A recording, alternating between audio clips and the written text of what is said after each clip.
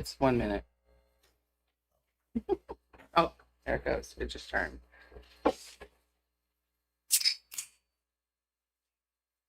Well, that'll work too. I'd like to call to order the Middletown Borough Council meeting for August 5th. We can all rise and say the pledge and then stand for a moment of silence. Allegiance to the flag of the United States of America and to the republic for which it stands, one nation, under God, indivisible, with liberty and justice for all.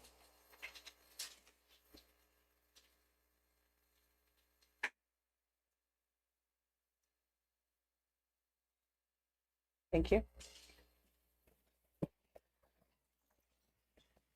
Read some of the rules.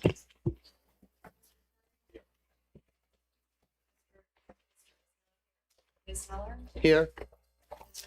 Here. Here. Here. He's getting Lister on the phone. Thank you, Grace. Report an executive session was real estate personnel litigation. No action was taken.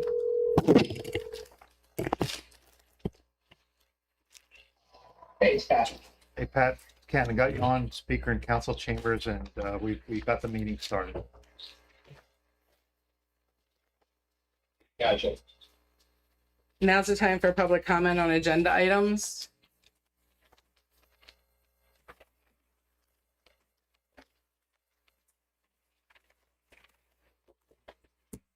Hi, my name is Kelly Bauer, 132 Spruce Street. I just want to preface this by saying my husband, Tony, is one of the applicants for the open council position, but I'm not speaking as somebody trying to get him elected. I'm speaking as a resident of the borough who values transparency in their elected officials. So I'm asking that council follows through with the interviews and appointment of and the voting of the next council member versus just appointing somebody. So I hope you take that into account as we move forward in the meeting. Thank you. Thank you. Thank you.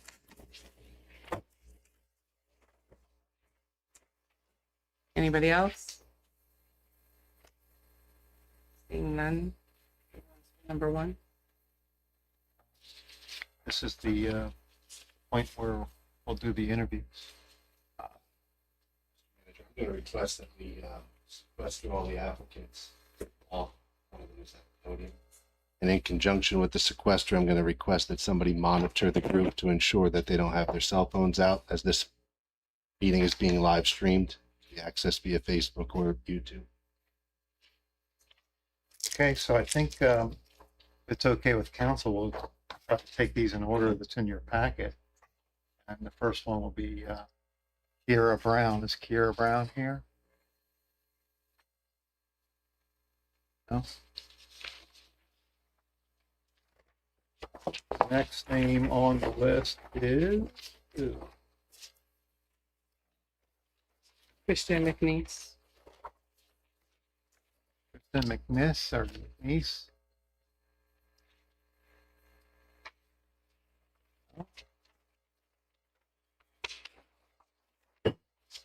Brandon Brawl.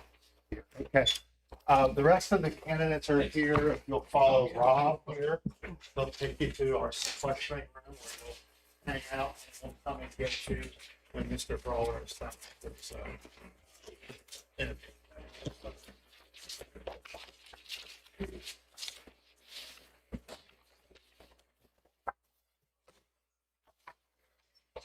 Good evening. Okay, good evening.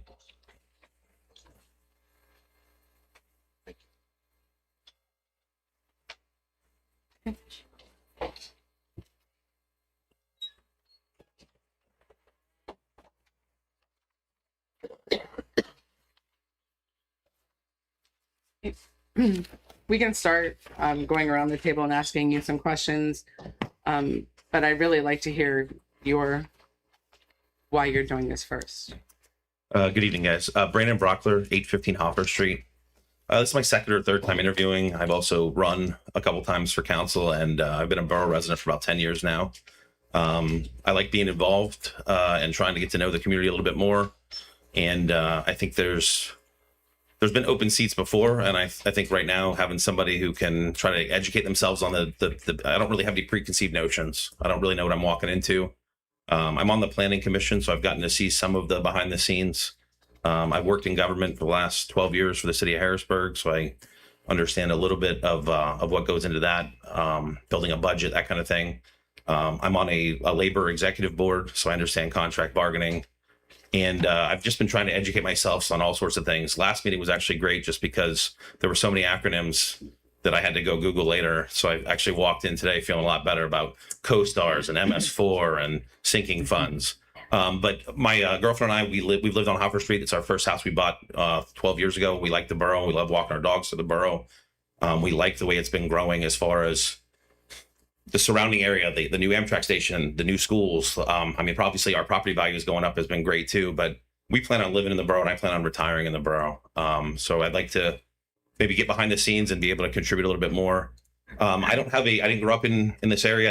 I went to Penn State, Harrisburg. So that was like my first interaction with the borough, but I don't really have any family here. I don't really have a whole lot of ties to anybody. So I think I'm very impartial. I am a member of the VFW, but I really haven't drank there in a while. So really I see the conversations, the dissertation, and I read as much as I can from the agenda meeting minutes. And I think just, an objective person on the board probably can't hurt. Thank you. Start with Mr. Curry. I'll pass. Brendan, how much time do you, if selected, how much time do you have to devote to council and particularly during budget season? So I specifically take Tuesdays and Wednesdays off for my full-time job. Those are my assigned days off. Okay. It's worked out great to be able to go to planning commission meetings on Wednesdays. The union executive board that I'm on meets the fourth Tuesday of every month, which doesn't conflict with council meeting on the first and third.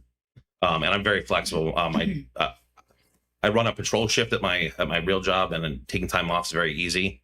Okay. I traditionally work 3 to 11 or 2 p.m. to 10 p.m., but I'm flexible and I would make borough council a priority. I'm not going to get on the board and just take up a seat. You're going to see me at meetings. Okay. All right.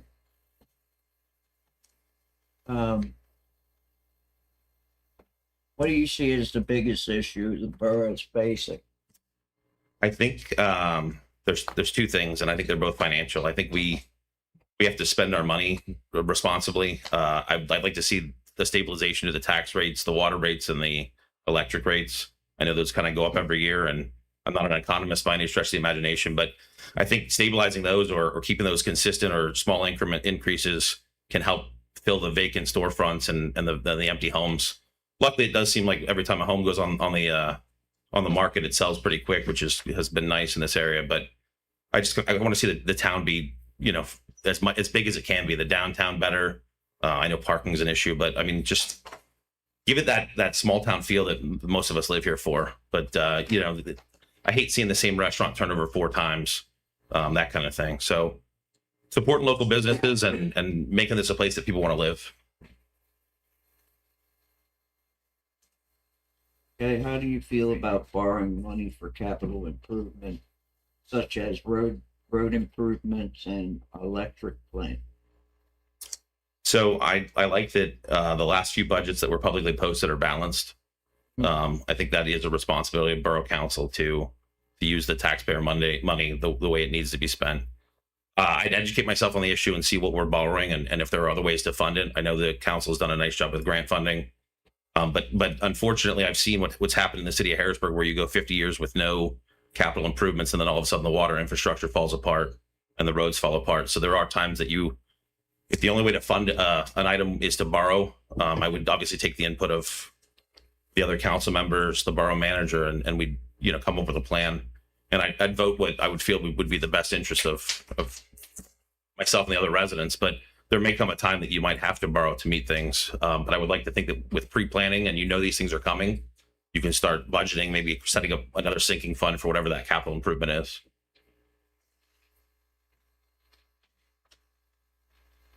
Okay, Michelle. I'll reserve the right to come back. You can go to them first. Chrissy? Rochelle asked two of my questions, so.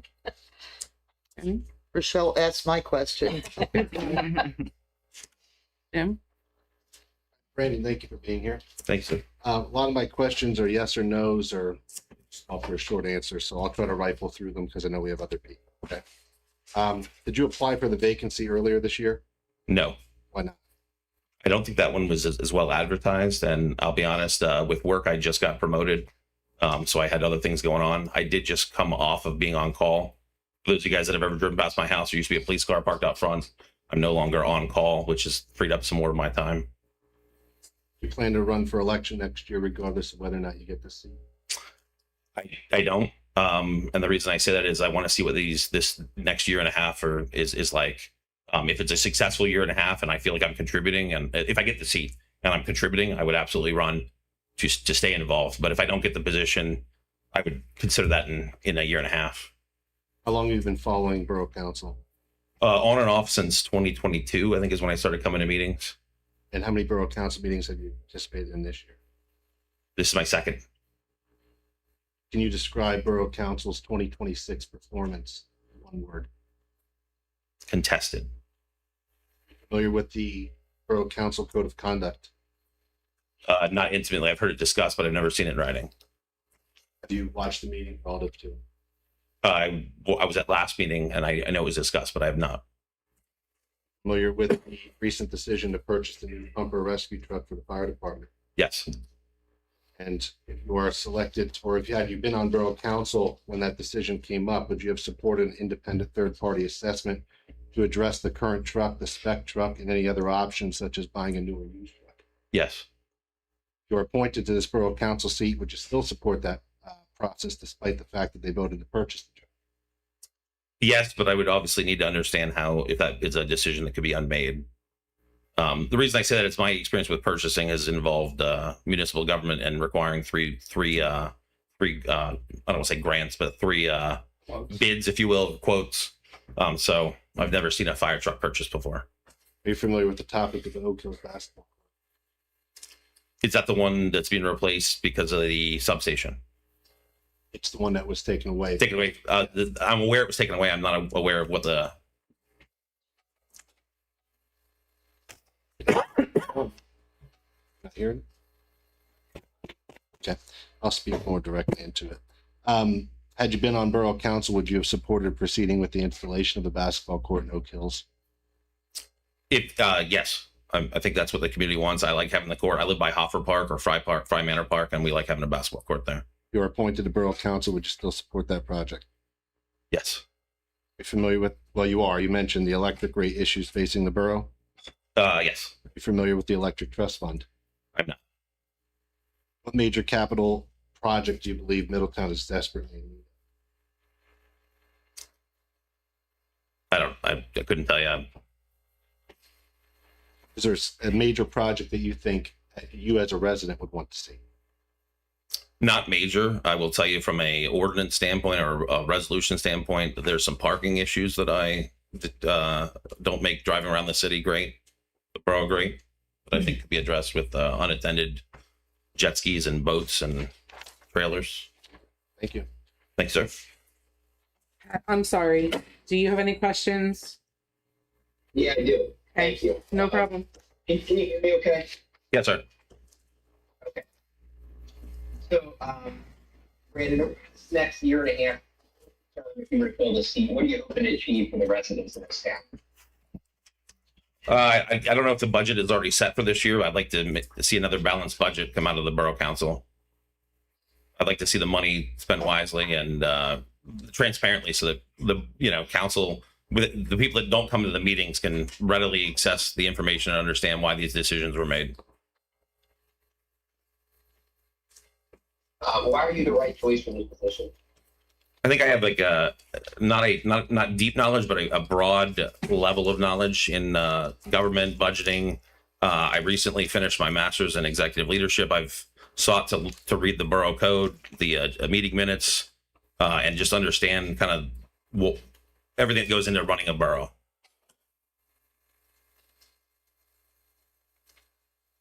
what would you say is Middletown's greatest asset?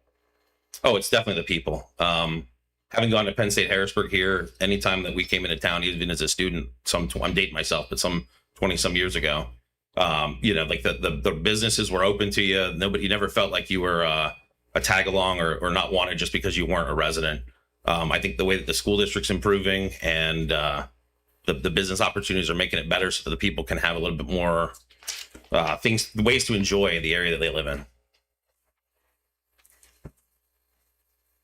What is it? You brought this up earlier about supporting businesses and such. You mentioned it through improving the tax rate and water, electric, and all the above. So what is an action that can be taken right now during your term to springboard further business development and success in our borough? Is there any other things that come to mind? Again, I don't know borough code, but I know in the city of Harrisburg, a lot of times they'll do tax cuts for new businesses or tax rebates or ways to encourage a new business to pick Middletown over maybe Highspire or Steelton or Lancaster County. Again, I think seeing the new restaurants come in, I think seeing Ya Brew fill the empty downtown. I think anything that we can do as a borough to incentivize or make it easier for a business to do business in the town. Graham, my question was just to ask you to speak on a recent topic that was discussed in council, but I think you covered that through Mr. Curry's questions there, so I'm good on that end. So I'm good. Thank you. Thank you, sir. Any more questions? Good evening. Good evening, Mayor. As an elected official at this table, there's a responsibility of working together to find viable solutions for various types of issues. And part of that is compromise. Could you give me an example or explain to me what compromise means to you and an example of a time when you had to compromise and what the outcome was? I would say every day that I go to work is a compromise. I have about 10 employees that work for me every shift, and that's 10 different personalities plus my own. So that's 11 personalities that you have to get to agree upon things. And sometimes they're not going to see things your way. An example would be, hey, we generate a new policy. Hey, make sure you turn your body cam on, 30 seconds before you get out of your car. And then, you review it and you see employees not doing it. And then you correct the behavior and you're like, look, dude, the reason we're doing this is so that you don't get sued, or you kind of explain the why. I think compromise is easier when people understand why people are making decisions. Yes or no's are sometimes very hard questions, but I think if you hear somebody's why, you can kind of come to a little bit more agreement.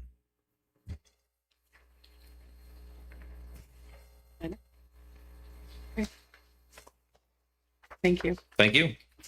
And if you can say here, yes. This is my first time watching all the other interviews. So, thank you for the two people who didn't Following come. her. Following her.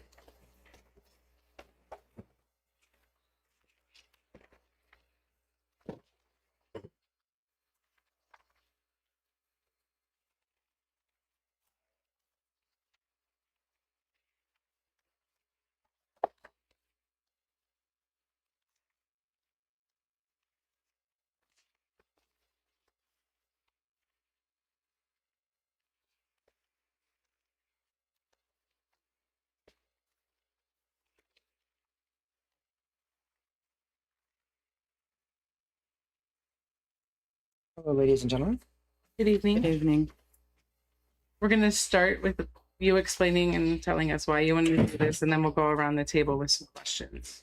So my name is Jennifer Follinger. I've been a resident of Middletown for 40 years. My history and roots have been here much longer than that. Attend council meetings as regularly as I can. Believe that I can be a true asset.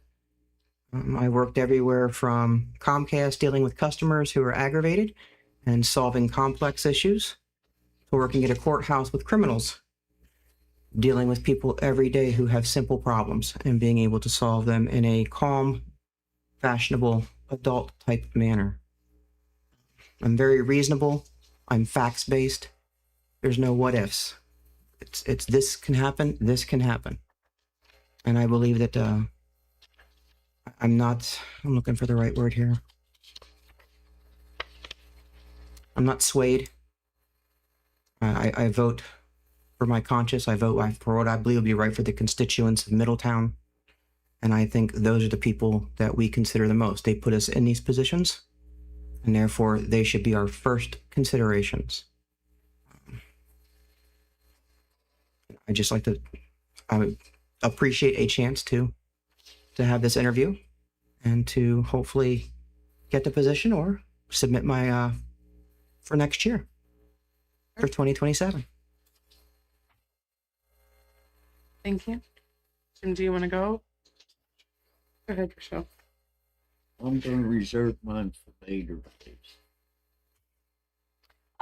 What do you see as the biggest issue that the borough is facing right now? Where we put our funds. I believe that there needs to be a readjustment on how we spend our funds, what we spend our funds on. And I think that there needs to be a little more consideration, research before we purchase things and put ourselves into a hole. The citizens are the ones who at the end, we are citizens as well. Everybody on council is a citizen paying taxes. We are the ones in the end who are going to get that tax hike for every decision that council makes. And I believe that research and things need to be approached well ahead of time. We know it's coming. Everybody knows tax hikes are coming, electric rates are coming. We need to start approaching those things a bit earlier to come up with a decision and hopefully a unanimous decision on how to best make it for the constituents of this town. Thank you. Absolutely. Jenny? What makes you the right person for this seat? I believe I'll be the right person for this seat because I can keep an open mind. I like to listen to all parties, all sides, all options. And options, I think, are the biggest thing that have been missing. We seem to go for the first thing offered, and that's what we stay on. And I believe that I can keep an open mind for everything. I want to make a decision that's right for the people of the town and make sure that we are continuously doing right by them, as they're the ones who put us in these positions to start with.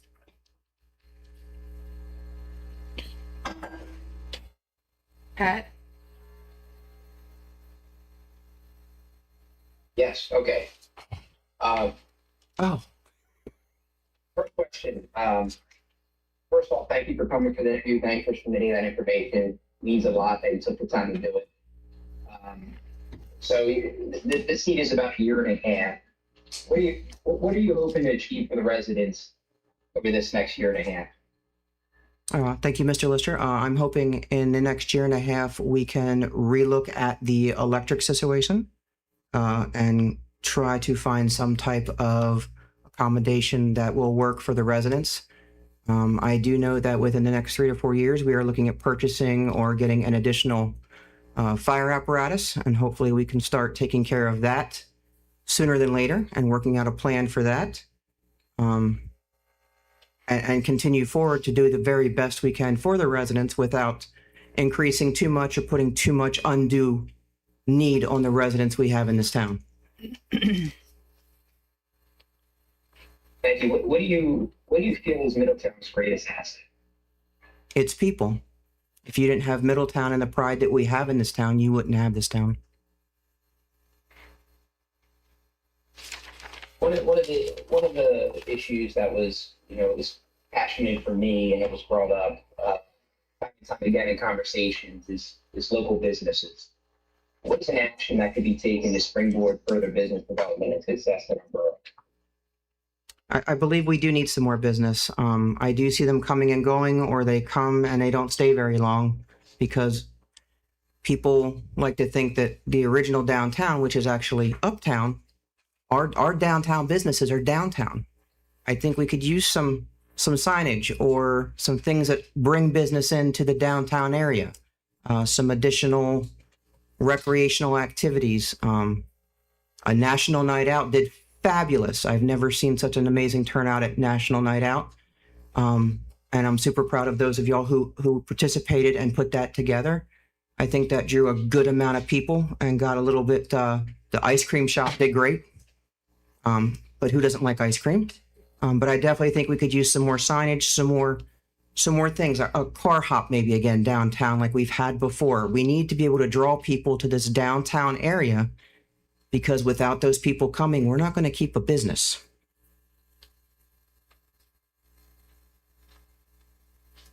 My last question is, I would just ask you to speak on a recent topic discussed on council of your choosing. Doesn't have to be a lot, just something that comes to mind. Well, the topic that I've been seesawing back forth over for quite some time is the purchase of a brand new fire truck at $1.6 million with, I believe, a $93,000 payout every year for 10 years. And there were other options. Online, I've seen some amazing used, refurbished, and equipment at a much lower price, between $150,000 and $300,000. No loan needed. And I believe that we simply did not do our due diligence as residents, letting you guys know that this is what we wanted. And I think that we put ourselves in a bit of a hole, knowing again that in a few years we're going to need a new piece of apparatus. I just think that that needed to be brought sooner to council, and there needed to be more options brought up, such as used equipment, repairs, and additional things before a final decision was made for that. Thank you very much. I'm done with my question. Thanks, Pat. Jim? Ms. Fallinger, thank you for being here tonight and putting your name in the hat. My questions typically call for yes or no answers, short explanation. You applied for the vacancy. Yes, You plan to run for election next year regardless of whether or not you obtain this. yes. How long have you been following Middletown Borough Council?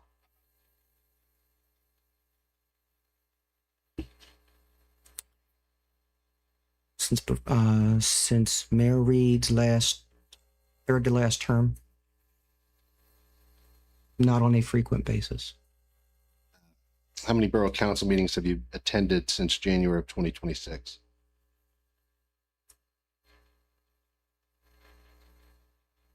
I've missed 6 total. Describe Borough Council's 2026 performance, one word.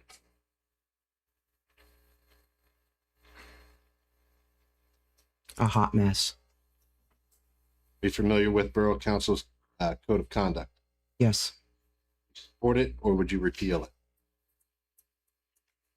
I would repeal it. Mentioned the decision to buy the new pumper rescue truck. Yes, Had you been on Borough Council when that decision was made, would you have supported a third-party assessment to address the current truck, the spec truck, and other options such as buying a newer used truck? absolutely. If you're appointed to this seat, would you still support that process despite their vote to purchase the truck? Yes, Are you familiar with the topic of the Oak Hills basketball court? yes, Had you been on Borough Council when that decision was made, would you have supported proceeding with the installation of a basketball court? no, Are you familiar with the electric rate issues facing the borough? yes, Are you familiar with the electric trust fund? yes, Had you been on Borough Council this last time when we addressed the rate increase, would you have utilized the electric trust fund to offset the increase while they continue to investigate behind the meter generation? yes, You are appointed to Borough Council, would you continue to support utilizing the electric trust fund while the behind the meter generation options are investigated? yes. What major capital project do you believe Middletown is in desperate need of?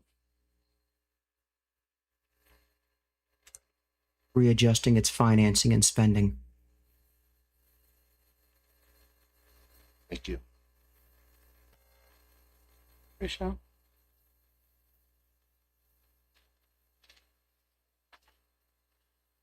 Can you give us some examples of actions that council has taken that you like or dislike? I like the fact that when council gets together and has an idea, such as the Christmas themes,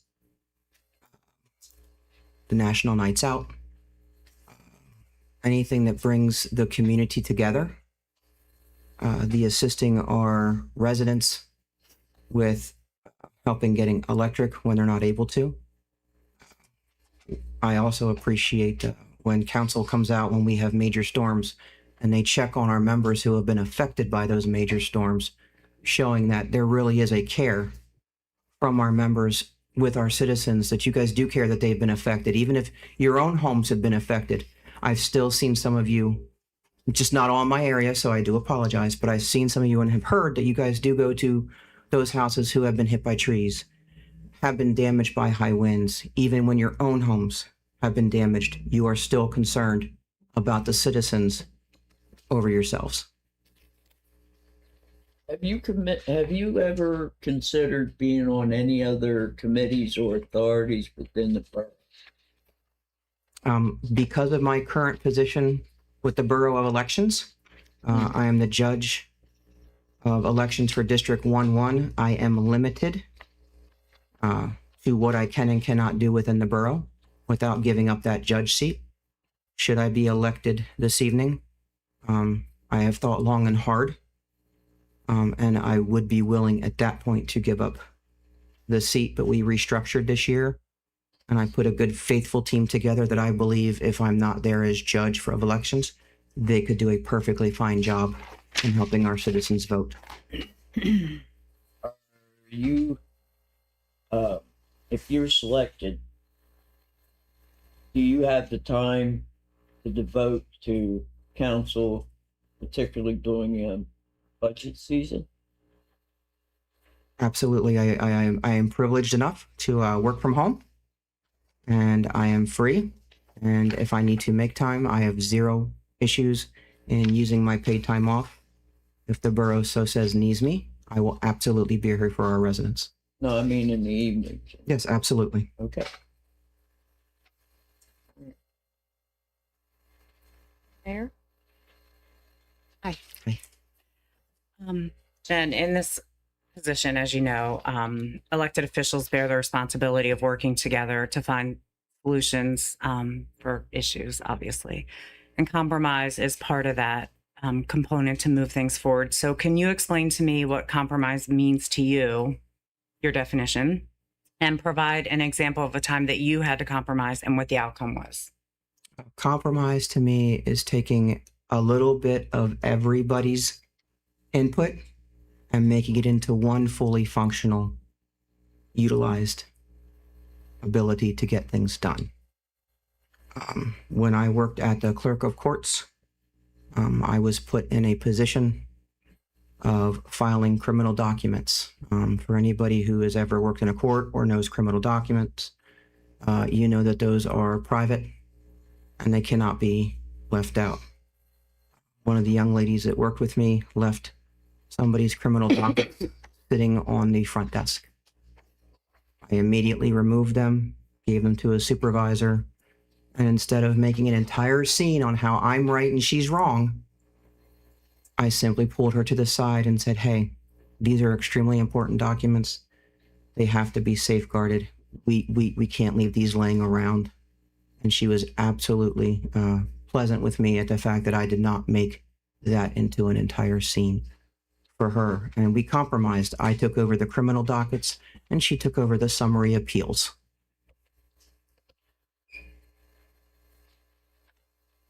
Anybody have any further questions? Are you No, done? I'm sorry, I wasn't done. I'm sorry. I thought you nodded yes that you were done. Oh, well, I think I did nod my Sorry. head, but you know. One other to Absolutely. elaborate on that. So, in your words, you described council this year as being a hot mess, which is fair. I'm curious what would your plan be to work with the people at this table, because they are going to be here for the next year and a half of this seat? Because as you described, it's a hot mess, and you have publicly criticized this body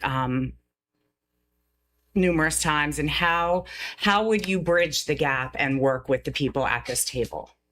I think bridging the gap, whether I'm at the table or not, means my personal life and my personal opinions stay outside that door. When I come in here, the only opinion I need to have is what's best for the citizens of this town. And sometimes I do think that in the heat of things, especially with some of the things that have occurred this year, the name calling, the throwing out. I think sometimes that gets lost in the heat of the moment. We're all adults. There's no reason we can't be adults. And for that same reason, sometimes we are just so passionate about something that like we get carried away, and we just don't realize it. And I'm a bit more controlled about that now that I'm older. In my 20s, I probably would have told you what I thought about it, but I believe that I can bring a sense of calmness. Again, I want to hear what everybody has to say. I just don't want to hear Mr. Curry's opinion or Miss Rochelle's opinion. I want to hear everybody on council's opinion. I want to write it down. I want to sit and look at it. And I think that we need just a little more of that. Again, this is a new council. We've got new members. We're missing a member who's greatly going to be missed. But I think at some point we just have to leave outside. And when we come in here, it's what's best for those people who put us in this position. Thank you. You're very welcome. I am done now. Okay. Anybody else? Thank you, Jen. Thank you. Thank you. Okay.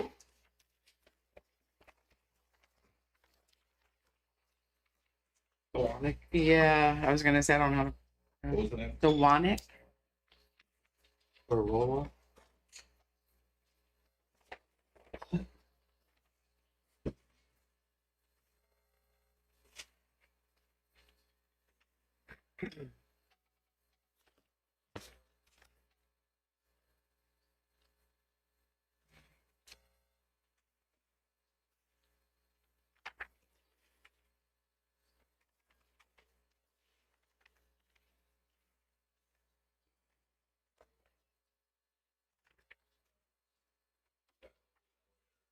So I'm just introducing.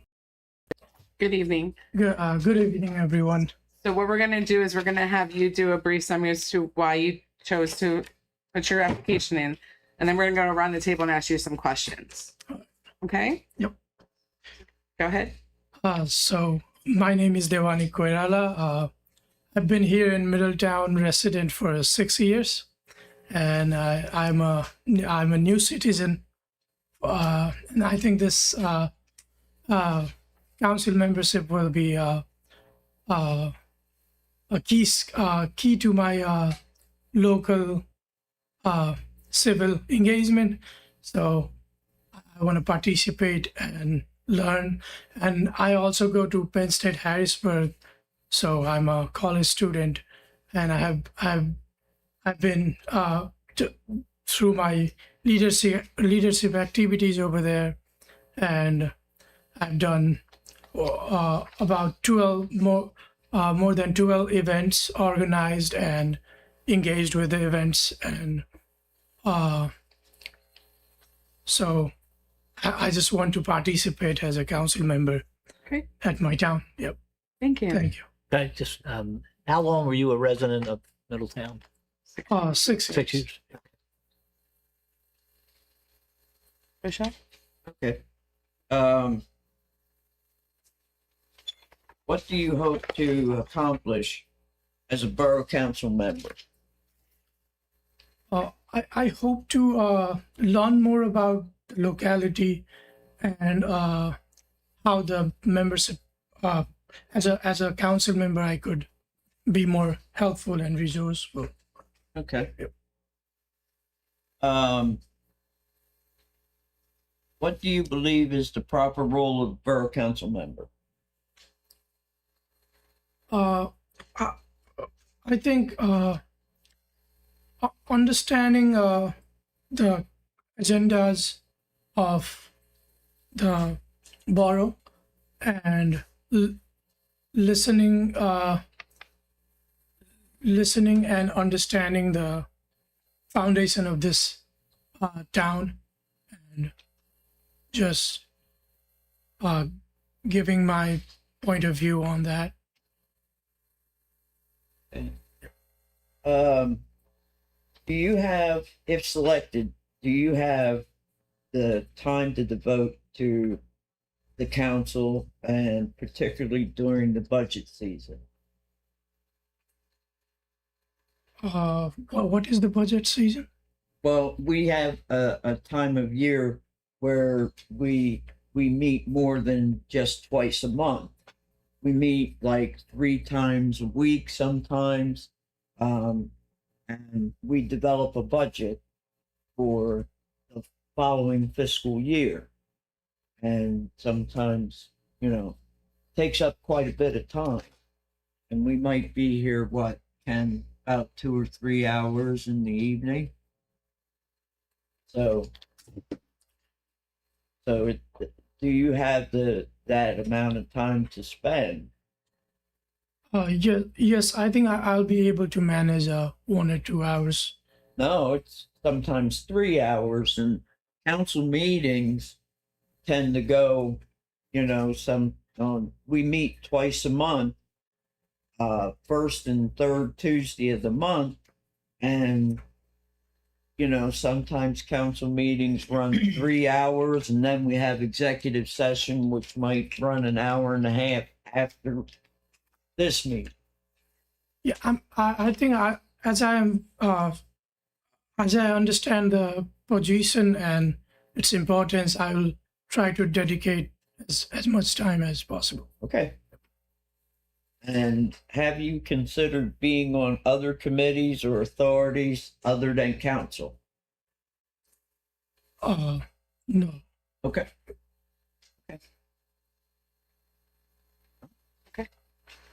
Right. Tracy? I have no questions. Questions? Pat? Yes, hi, I'm here. Hey, first off, thank you. I appreciate you coming. I'm sorry I'm not able to be there in person to see you formally, but I'm over the phone here. So thank you for your time, submitting your information and coming tonight. Handful of questions for you. So this seat is going to last roughly around a year and a half. In that year and a half time, what are you hoping to achieve for the residents of Middletown? This year and a half, what I did for residents. What do you want to achieve for the residents? For the residents in Middletown? Yes, sir. I think I would be developing more understanding as I become a council member, and then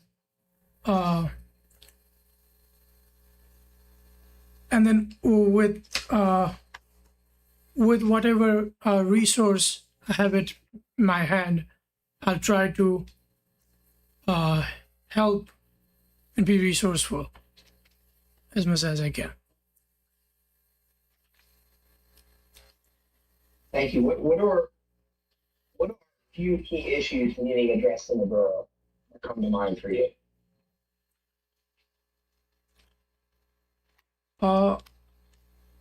I think the regular things we discuss at our houses and neighborhood is the high bill of water and sewage, and I just wanted to understand about that and maybe try to solve or come up with a solution. Why are you the right choice for this council seat? Why am I the right choice? Yes, why are you the right choice? I would say with my experience of doing various organizing and creating and facilitating more than 12 events, which was widely in all over US. So I have done 12 events, and I think I have pretty good organization skills. And also I am doing I'm a science student, so I take a first principle perspective on things and try to understand it from the scientific perspective. So that is all I have to offer. What is Middletown's greatest asset? Middletown's greatest asset is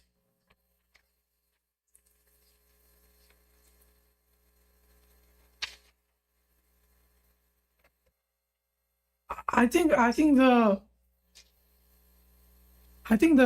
peacefulness of this town, and how it is very quiet and very beautiful, and is also a big asset in my perspective. But other than that, I think we have Susquehanna River, and what else? That is all that come to my mind right now. Really important are already existing. So if local businesses focus on those those types of business revolving around that, it'll be very successful for them. Last question for you. I would just, there's a lot of topics that come in and out of our meetings and discussions. I would just ask you, are you able to speak on a recent topic that we discussed in council? And can you give some insight or just verbiage around that topic? What does the word verbiage mean? Words. Like, he's asking, have you watched a council meeting and know a topic that you feel strongly or passionate about right now? Right, Pat? I don't want to put words into your mouth. Yeah, that's fine. I just speak on a recent topic of that we've been addressing during our meetings and just give some insight on it. I have not. I'm not very familiar with recent topic, but yeah, I'm not very familiar with recent topics, but I'll give insight to any topic which I'm provided with details. Thank you. That's all for me. Thank you. Jim? Mr. Morala? Yes. Did I say that right? Yep. All right. My name is Jim Curry. Thank you for coming tonight.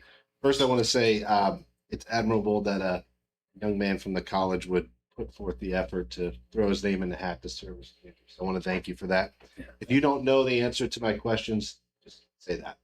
There are a lot of yes and no questions, okay?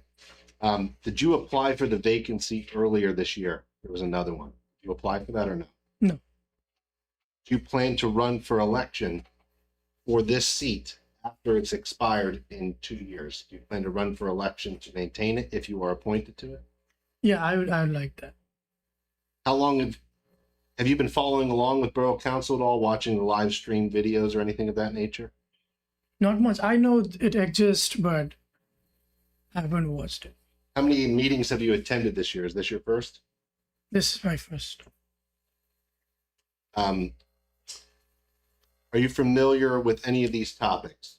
Are you familiar with the code of conduct that council passed this year? No. Are you familiar with our recent purchase of a pumper rescue truck for the fire department? Yes. You are? Okay.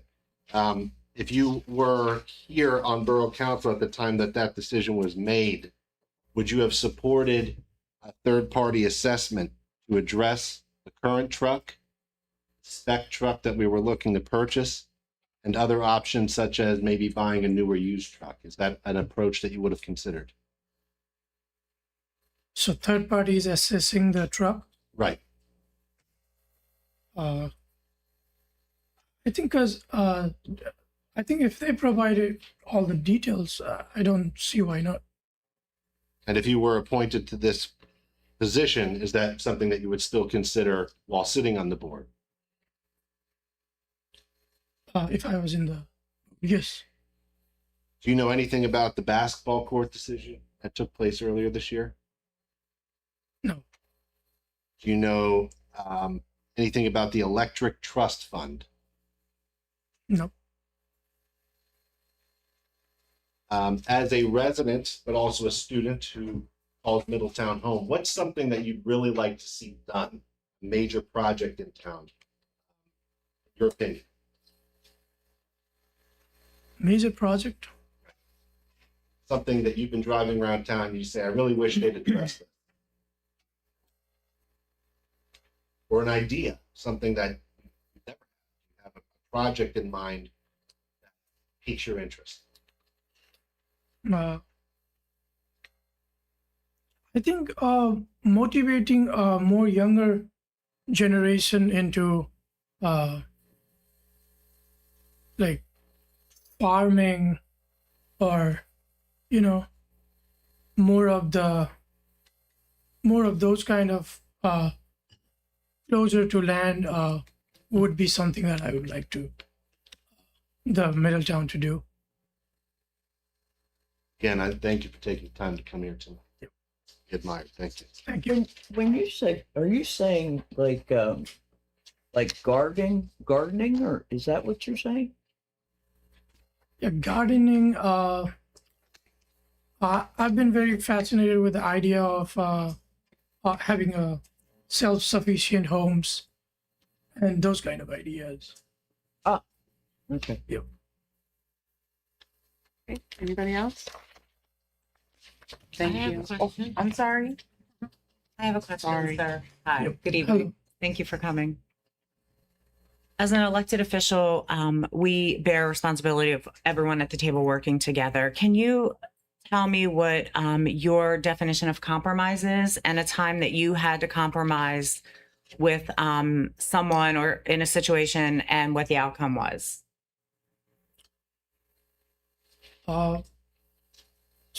For me, I guess not knowing the details of some things, or not knowing what is the proper reasoning behind something is a definition of compromise. And sometimes you have to do that at your workplace, right? And well, that is primarily sometimes you do that at work.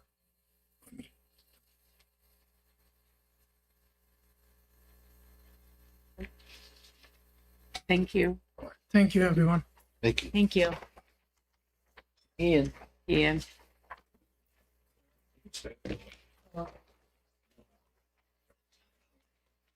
That could be a problem. It's not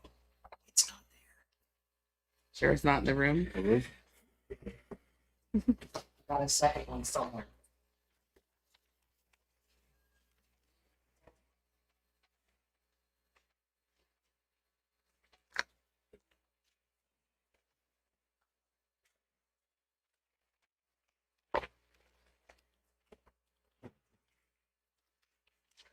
Good evening.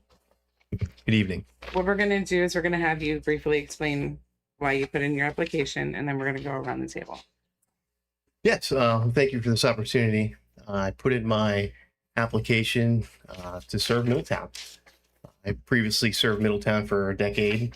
I enjoyed integrating with the staff and the residents and working with everybody in council, and would wish to carry on. Thank you. Rochelle?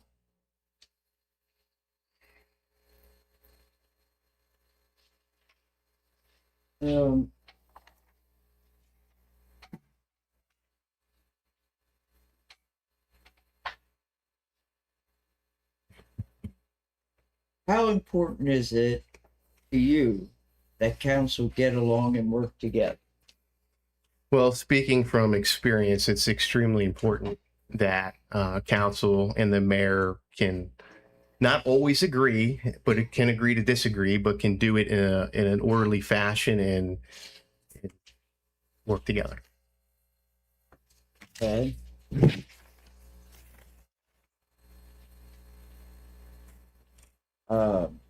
When you served on council previously, there were 2 occasions where you stopped coming to council meeting. without any explanation to the public or council. You just stopped coming to the meeting. And why shouldn't council be concerned that it won't happen again? To the best of my knowledge, I believe it was only one occasion for a few months, one stint. Okay. And I was dealing with some personal things and I needed to work through them. And once I did, I came back and finished my term.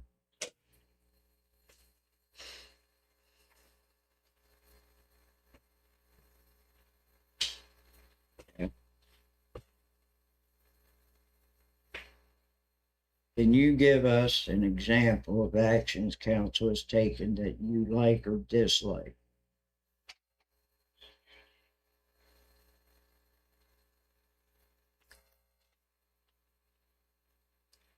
It's a good question. I think recently there's definitely some things that I disagree with. It's things that I think council could have done differently, could have done better, more due diligence on a few things. But for the most part, I know what it's like to sit in the seat and I know how difficult it is. And sometimes you have to make hard decisions and I respect it. Do you believe your truth is the only truth? No.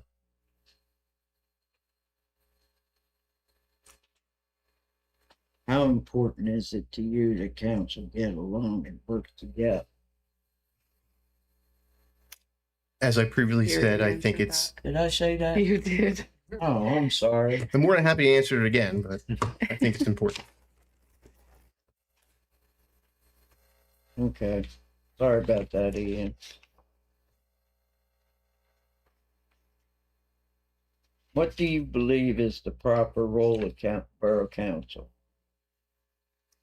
My opinion, Borough Council is here to serve the Middletown Borough residents and make decisions on behalf of them.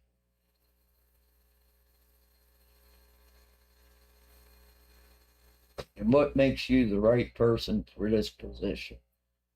Well, the residents have given me the honor of sitting at this table before for a decade, and I know what it takes, and I know what's involved, and I know the hard work that goes into it. Done? I hope so. Okay. Proceed. What do you see as the biggest issue we have in the borough right now? That's a really good question. And for years, it was the water and sewer, and that is now behind us. But I think right now, today, our biggest issue is rising electric rates. It's not just something that impacts the borough of Middletown, it's literally nationwide. And I think it's one of the biggest issues the borough has currently. And not just the rates themselves, but energy altogether, and where we get it from and where we source it from. Yeah, there's an energy crisis. Jenny? I have none. Jim? Oh, sorry. Pat? Keep forgetting it's on the phone. Hey, first off, thank you, Ian, for coming. Thank you for putting the time in to get that information sent to us and giving your time tonight. Just a handful of questions for you. First question. This seat is up for about a year and a half. I just want to know, over this next year and a half, what are you hoping to achieve for the residents of this town during that time? Working with council on figuring out some of these energy issues. I definitely feel with my background in the industry, I could be an asset to some of those conversations and coming up with solutions.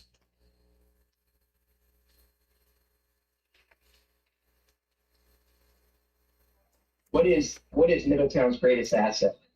Oh, by far, it's the residents. It's the people that make up this community.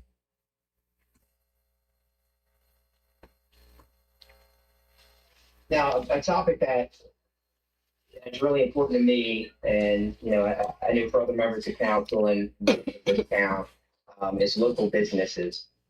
What is an action that could be taken to springboard further business development and success in this borough? Yeah, that's really good, especially myself that runs a business in this community. Um,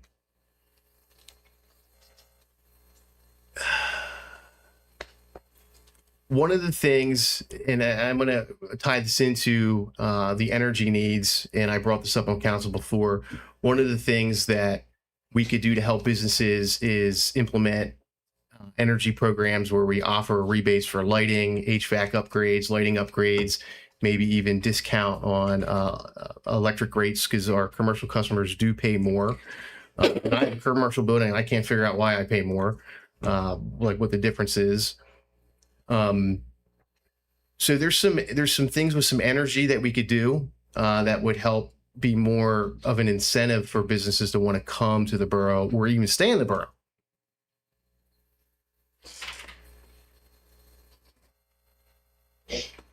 All right, last question I got for you. There's a lot of topics that come in and out of these council meetings. I just would ask you to speak on a recent topic that was discussed on the council of your choosing. Well, I would say one of the big issues that has been mostly publicized lately is about the fire truck.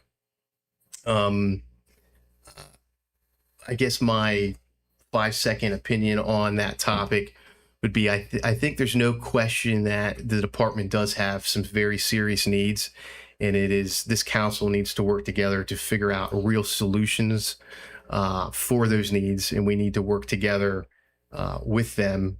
I kind of I don't want to say I disagree, but I kind of feel like council really botched this last opportunity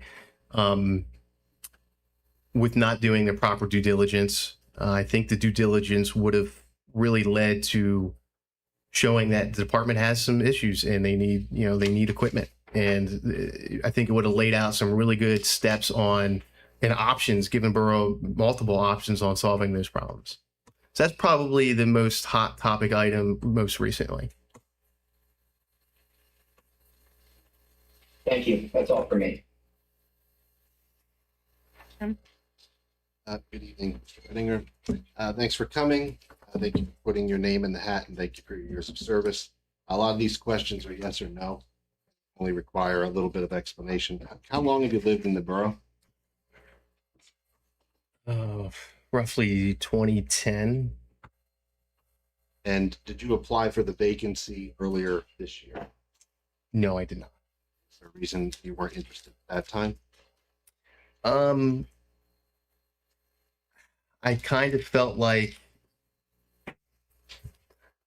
I knew that vacancy was good. I thought it was rigged. So I just didn't bother, unfortunately. Do you plan to run for election next year, regardless of whether or not you're appointed to this seat? I do. How long have you been following borough council? Past 11 years. And how many meetings have you been to this year? Oh, there's probably my second meeting. Could you describe Middletown Borough Council's 2026 performance? One word. Horrible. And for the record, I've not attended many meetings, but I've watched via Jim's live stream just about every one. So I'm I'm up to speed with the topics. Are you familiar with the Borough Council's Code of Conduct that was passed this year? I am very familiar. Do you support it, or would you repeal it? I would definitely, I would repeal it.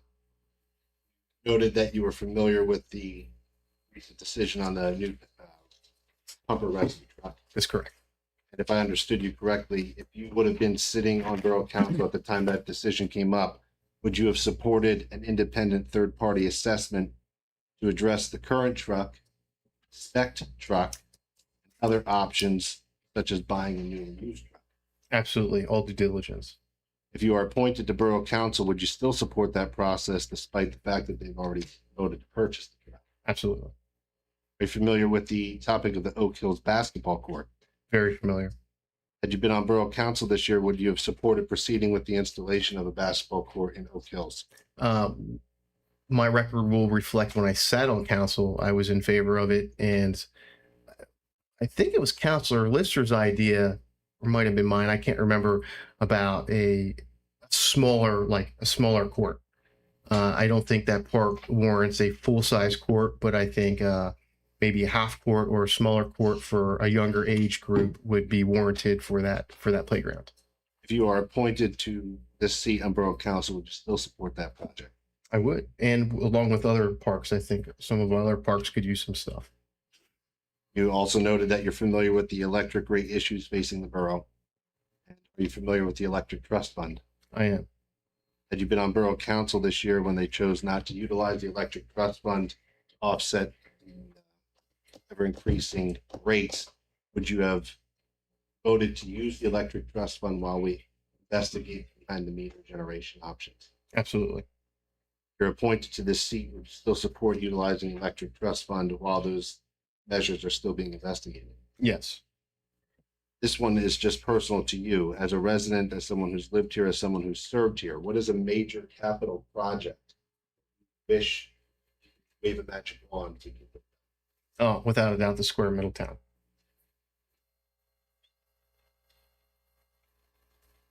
Thank you. Thank you. Appreciate the time. Any other questions, Angela? Yes. Good evening. Mayor Lloyd? So I'm curious, your term was up in December and you didn't apply for the seat in January. Why didn't you run last year? I didn't want to. Well, no, because you said you didn't apply for the seat because it was rigged. Yeah. Yes, that's correct. And you also at one point said that you believe that in term limits, and that you think it's time for new people to bring new ideas and energy to the table, correct?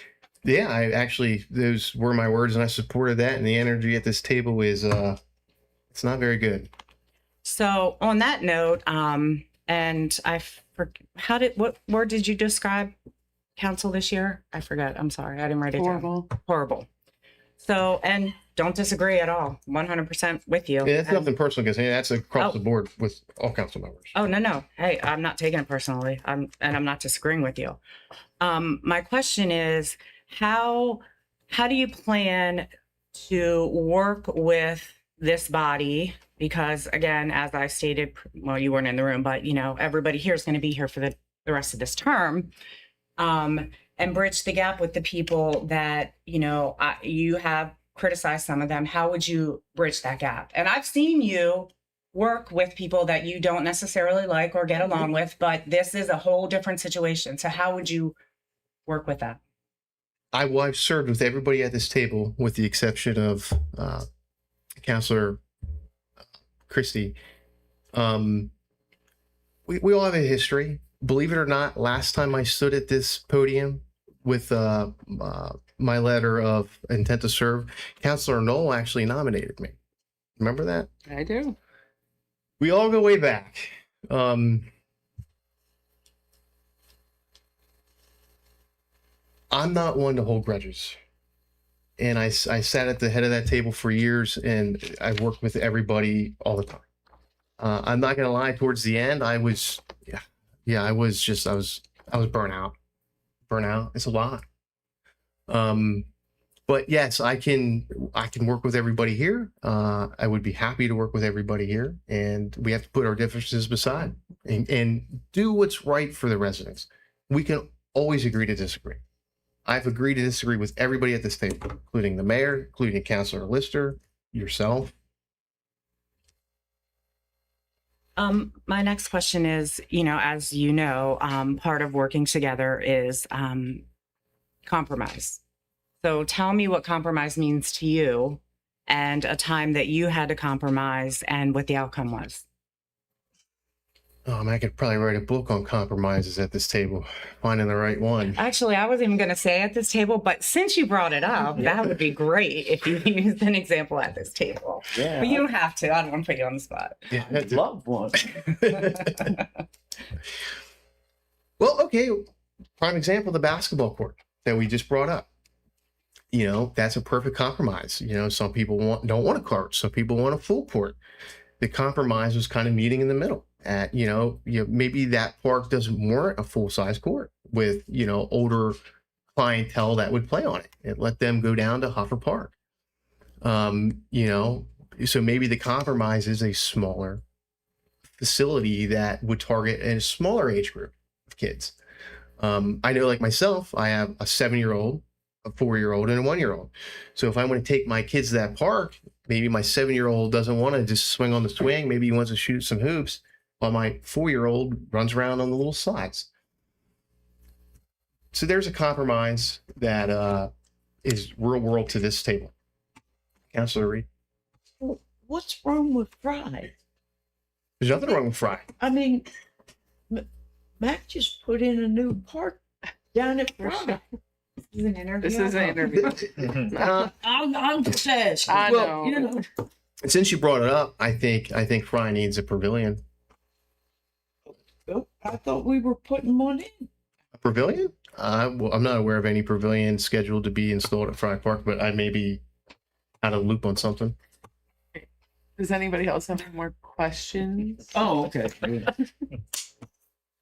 Being then, thank you, Ian, for coming in. Council, thank you very much for the service this time. I'm looking. Tony. I'm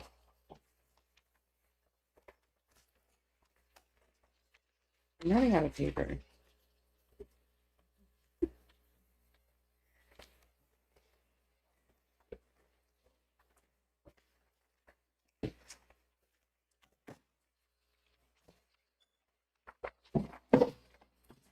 I've just been pulling it out of the packet.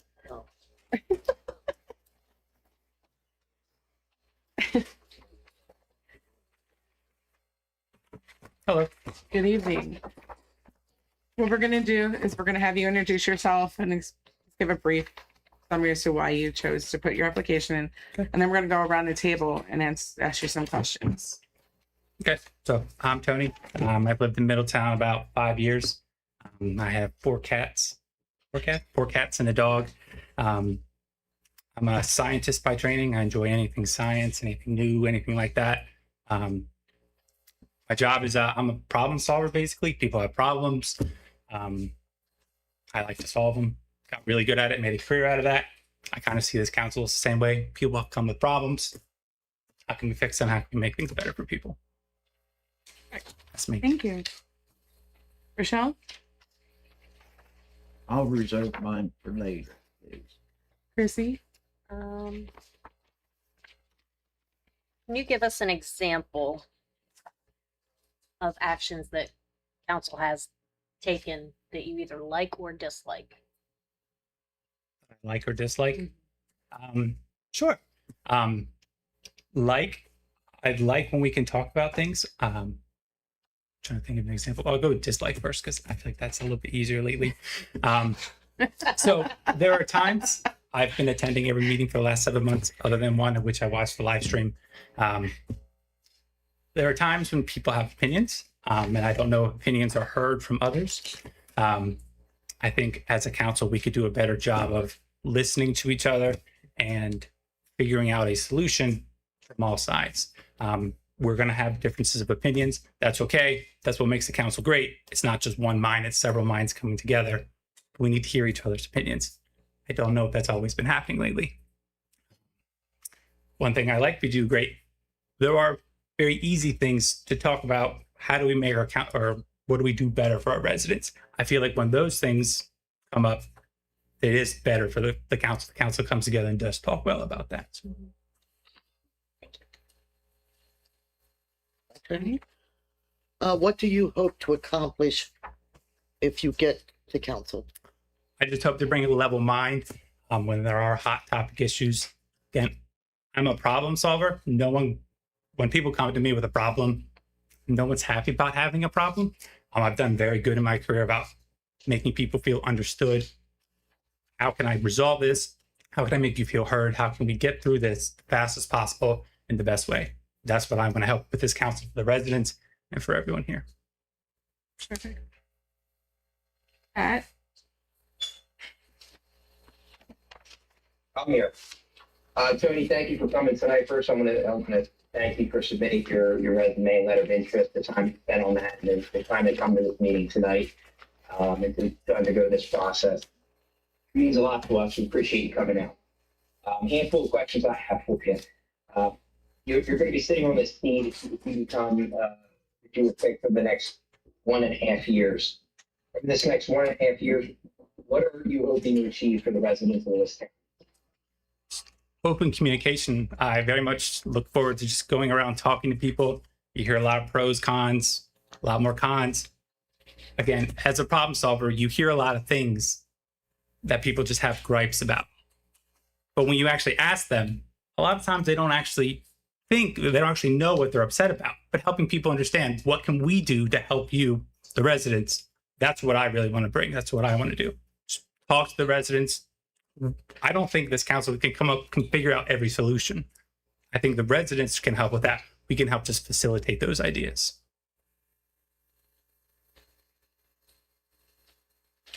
Thank you. What are a few key issues needing addressed in this borough? Like I mentioned earlier, well, in the borough, you say that again, sorry. Yeah, no problem. What are a few key issues needing addressed in this borough? Oh, okay. And communication between the borough and the council. There are issues that I'm not sure that are being brought up. I find it hard sometimes too. I specifically go out and look for information. I don't always, if I didn't do that, I don't know if some of that information would have been presented to me. So possibly better ways of just interacting, whether it's more interactive websites, maybe somewhere where residents who can't attend could somehow contact easier the borough, that kind of thing. Kenny, why are you the right choice for this seat? Like I mentioned, I'm level-headed. I'm strong in logic and reasoning. I fix problems. That's what I do. I'm very black and white. I know this is a political position, but I kind of pride myself in not being political. And I don't say that as I'm going to roll over, but I'm going to let logic and reasoning decide, not emotions. And another thing, I'm not doing it for me. I'm doing it for the residents. I'm good at finding out what are problems with people, presenting that, and how can we fix that for people. Kenny, what is Middletown's greatest asset? So I've been in Middletown about 5 years. My favorite part is getting to know my neighbors. I have not had a neighbor I've had a problem with. I had a neighbor where we miscommunicated. We talked about it. We've become a lot better friends. I help her now whenever she needs it. I've never had a problem with the people. I think the people are its best.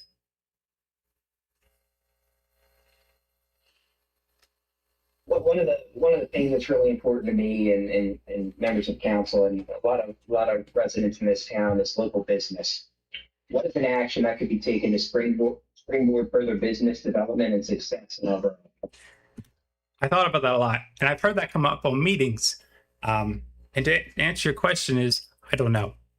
But what I can answer is, why don't we ask other businesses, what could we do to help you? Again, I don't know if we're expected to come up with all of the answers. What we can do is go and try to find those answers. Talk to businesses from other communities, new businesses, existing businesses. What could we do to help attract others? That's how I would approach that. I don't know.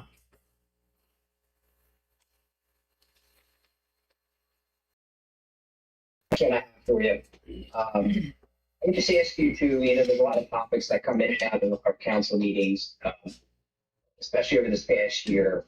I would just ask you, can you speak on a recent topic discussed of council and just give insight, opinion, anything regarding it? Sure. Can I give you a list and you tell me which one you want to talk about? Feel free. You pick. Okay. I'm not picky. Whatever you want to bring up. I actually wrote down all of the issues that I remember. Bro, that came up with some controversy. Fire trucks comes to mind. I'm not going to talk about that. Just a lot of still fresh wounds. I'm going to talk about the basketball court in Oak Hills, where that came up. I understand the need for a basketball court. So I understand why people wanted it. It was there. After being presented with the information, I would have voted no not to put it there. But I would have also thought about, I live a block away from an elementary school that has 2 basketball courts that are never being used. I know that school district, but is there any reason why borough residents wouldn't be able to use that after school hours? Literally 2 full-size basketball courts there. Would that been an alternative solution there?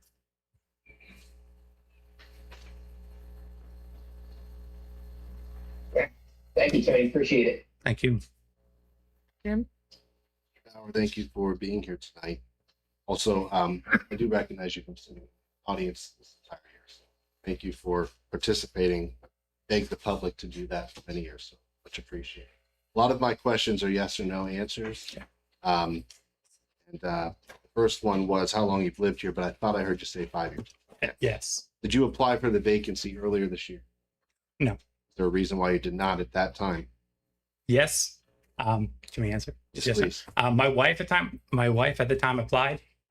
I thought she was a better candidate than me. She cannot apply this time, so I applied instead. Do you plan to run for election next year, regardless of whether or not you're appointed to the seat if the seat is up? Do I plan to run regardless? I don't know. How long have you been following Borough Council? 7 months. Only missed 1 meeting in those 7 months. Correct, in which I watched the live stream from YouTube. You describe Borough Council's 2026 performance in 1 word. Interesting. You have a list there. I think I'm about to ask you a question or 2 on some of them. So are you familiar with the Borough Council's Code of Conduct? I am. Do you support it or would you repeal it? I support I think this is what Pat had originally suggested. I support the key ethics. I don't think everything needed spelled out. I also have not seen the Code of Conduct. I've not been able to read through it. I don't know if that's provided anywhere to the public. And if it is, please let me know. So I can't 100% say yes or no. But from what I've heard from listening about it, I would have agreed with the key ethics. Yes, this is why we're here. I don't know if everything else needed spelled out. So you noted that you're not going to talk about it. My next question is, I will talk about the fire truck if you want. Okay. So you're familiar with the decision regarding the fire truck? Yes. My question is pretty pinpointed. Had you been on council at the time that the decision was made, would you have supported an independent third-party assessment to assess the current truck, yes, the spec truck, yes, and other options such as buying a newer used truck? Yes. You are appointed to Borough Council. Do you still support that process despite the fact that they have voted to move forward? I do not. I do not think it's worth it to waste any more money on something that's already been decided. Are you said that you with the Oak Hills basketball court, you said no. I would not have voted for it. And I'll tell you why. When the borough manager brought up the fact that it may affect future funding, I didn't think it was worth it. I didn't think a basketball court was worth future funding. I thought that was a very good point, by the way. Are you familiar with the electric rate issues in the borough? Some. It's hard to understand all of it, especially seeing some of the numbers. Are you familiar with the electric trust fund? Yes. And had you been on Borough Council when they decided to not use it this year, would you have used it to offset the rate increase? Yes. Continue to investigate generation. Yes, knowing there was more investigation coming. Yes. If you are appointed to the seat, would you still support utilizing the electric trust fund to offset those rates while those kind of meter options continue? Depending what comes forth with the study that I don't know if it's supposed to come, when it's supposed to come.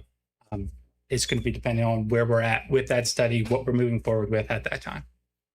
And you are a resident and someone who clearly pays attention. If you could wave a magic wand, what is one major capital improvement or project or addition or something that you'd like to see fixed or added to this? Yeah, I very much enjoy Woody Works. I like not having to go to go get all of the mulch. So I wanted to say to the Woody Works, I'm one of those people that probably used it 40, 50 times, but I was taking mulch out, not putting stuff in. So just want to put that out there. Probably very few, one of the very few select. Anyway, while down there, I saw the Shed City, as you call it, 'cause I was getting mulched down Susquehanna Street, and I think that area could be improved. It is a nice spot. It's all laid out. I think getting rid of the sheds would be a really good idea, really nice somewhere to put. It's a really nice area down there. I live up on Spruce Street, so I don't make it down that way much. It is a very nice area down there. I think cleaning that up would be very nice. Mr. Bauer, thank you for your time. Thank you. Rochelle? How important is it to you that council get along? I don't think we need to get along. I think we need to be cordial. I think we need to hear each other, understand each other. Well, not even understand. We're allowed to have opinions. That's what makes us great. It's a collection of minds. I think we need to be civil about it, though. I don't think we need to be best friends, but we need to work together. In general, what is your position on tax increases? I don't have a lot of information about that. I would need to research that more. If there is a need for it, I understand why. Things go up all the time. Hopefully it will be just like everything else. Okay. Thank you, Mr. Bauer. Angela? Hi. Hello. Nice to put a name to the face in the back of the room. Thank you. Finally. Thank you for coming and thank you for using the mulch. Yeah. Thank you. I appreciate it. The double malt, the double grind too. Yeah. Big fan. So I just have one question. Being an elected official at the table, compromise is a huge component in order for things to move forward. So can you tell me what your definition of compromise is and an example of a time that you had to compromise and what the outcome was? Sure. I deal with clients all the time that want this a very specific way. The program I work with, it can't do everything. So I think it's important to understand the key needs. What is their problem? What are they trying to accomplish? Because there are multiple ways to do that. Just because it doesn't happen the way they want to, but in the end, if it still happens, that's usually the end goal. If, for example, if we decide to clean up down by Susquehanna, at Susquehanna Street, if someone wants a grand, elaborate structure, someone else wants a more moderate, smaller, in the end, it gets done. These are just fine details we'd have to work out, see what budget, see what we can work out with. Thank you. Go ahead. Okay. Sorry, Mr. Bauer, I have two more questions. If selected, do you have the time and to devote to this council? Yes. Yeah. Yes. Have you considered being on any other committees or authorities within the borough? This time, no. Okay. Anybody else? Okay. Thank you. Thank you. Thank you, sir. Do you need a name, Dan? I don't, thank you.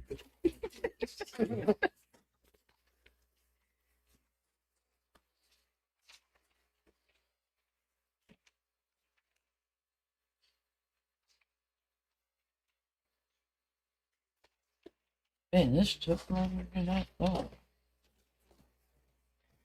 Yeah.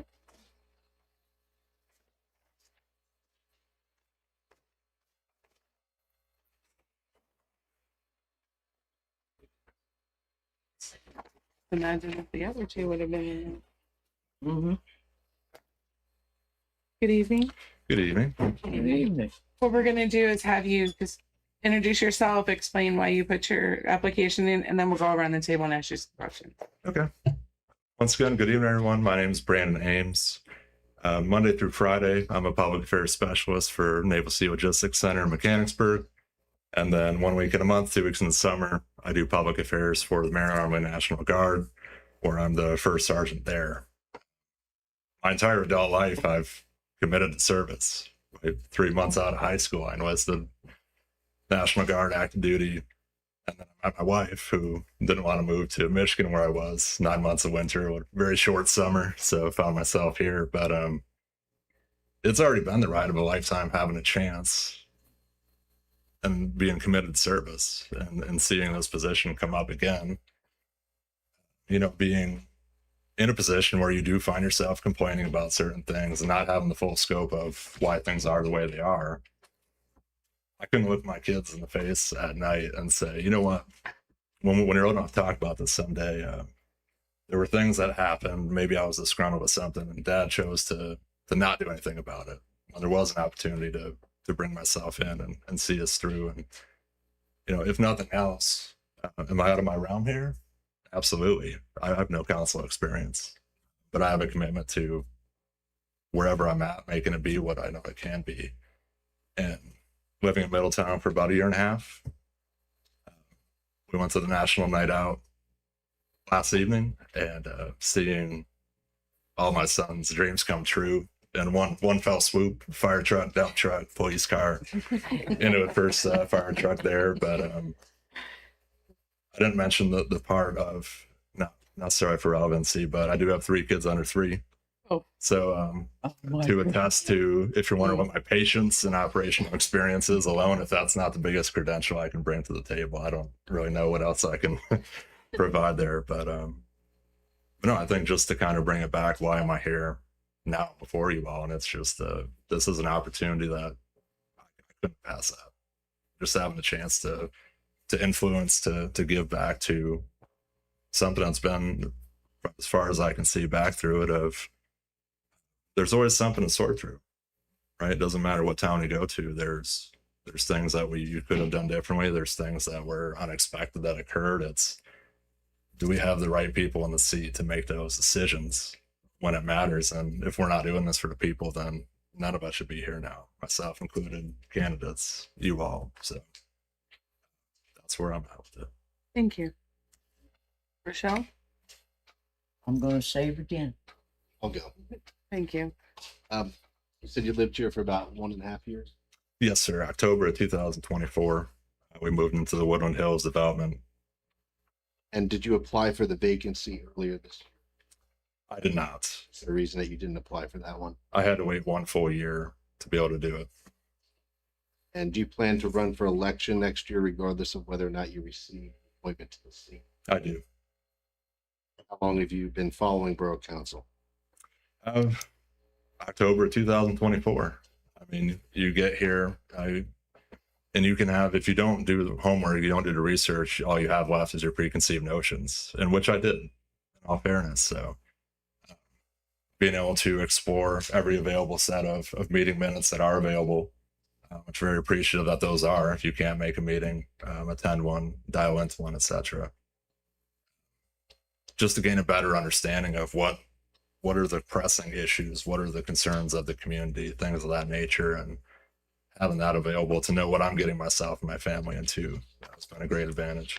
How many Borough Council meetings have you attended this year? I have attended 0 this year. You describe Borough Council's 2026 performance.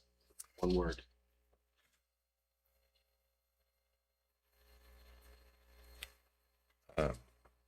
Intentional. Familiar with the Borough Council's Code of Conduct? I'm familiar that it's recently been explored. And if you were appointed to this seat, do you support the Code of Conduct, or would you repeal it? I would have to know more about it in depth to be able to make a decision on the spot. I would say that if the intent of it to bring into play is that it expedites these meetings, makes things go more efficiently, where the Sunshine Act as well is compliant with that and the way things need to run to make it go smoothly, then I would certainly entertain it. Be familiar with the recent decision to purchase a new bumper rescue fire truck? I am. I'm not sure if this feels like a trap or not. To get right into it, but it's not a trap. If you were on Borough Council at the time that was discussed, would you have supported an independent third-party assessment to address the current truck, spec truck, and other options such as buying a newer used truck? I absolutely would have explored any possible option at $1.6 million.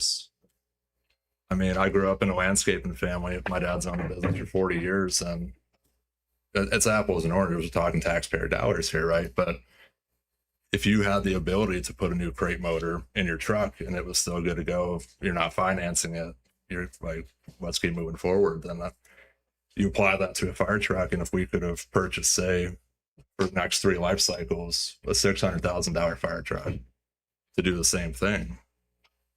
I think every possible avenue to explore that is worth it, because at the end of the day, understanding as well, right? It's not all purely taxpayer money. If there's an opportunity to turf it down the road, to get grants available to fill that void, things like that. But I was, like many, in sourcing any public feedback and engagement, a little troubled at the expediency of that decision being made.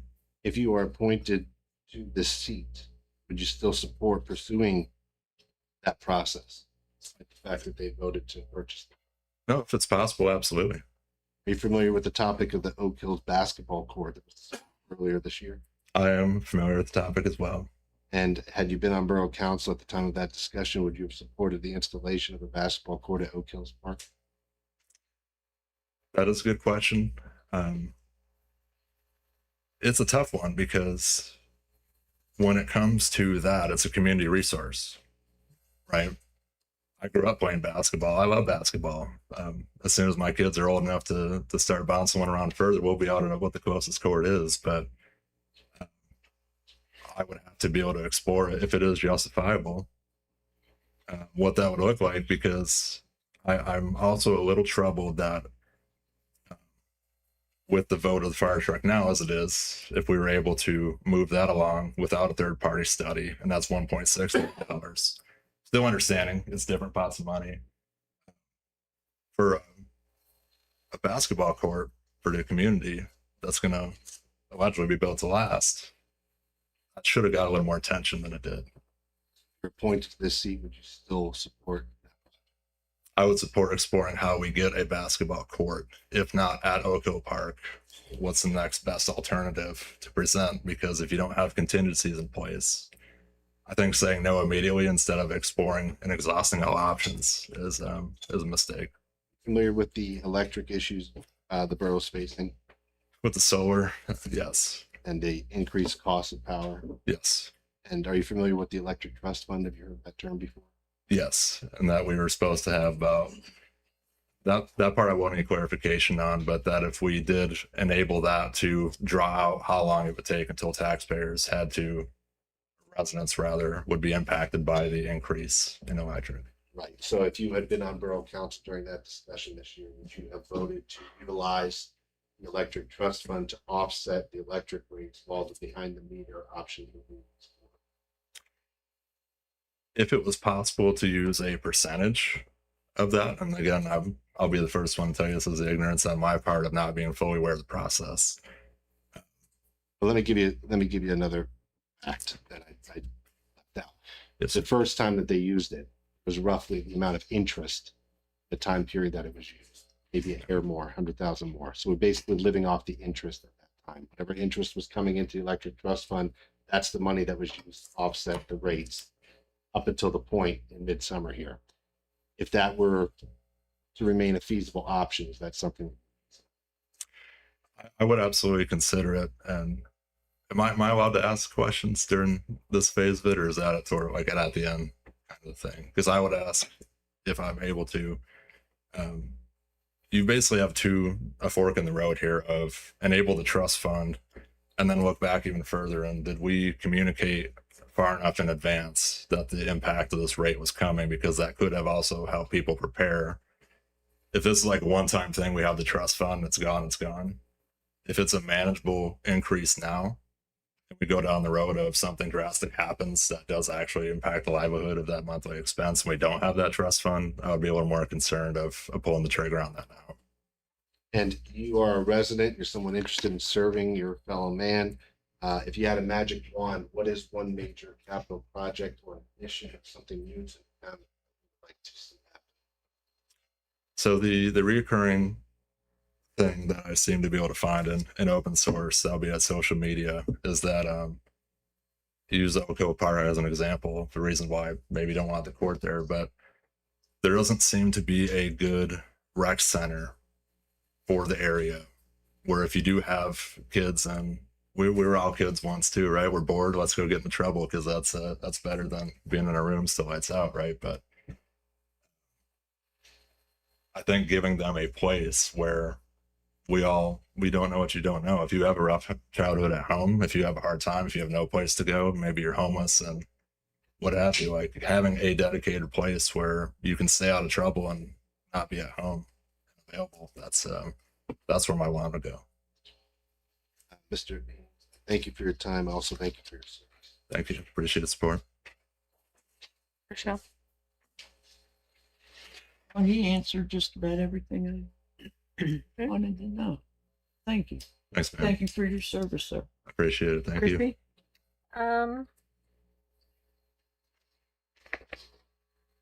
What do you see as the biggest issue the borough is facing at this point right now?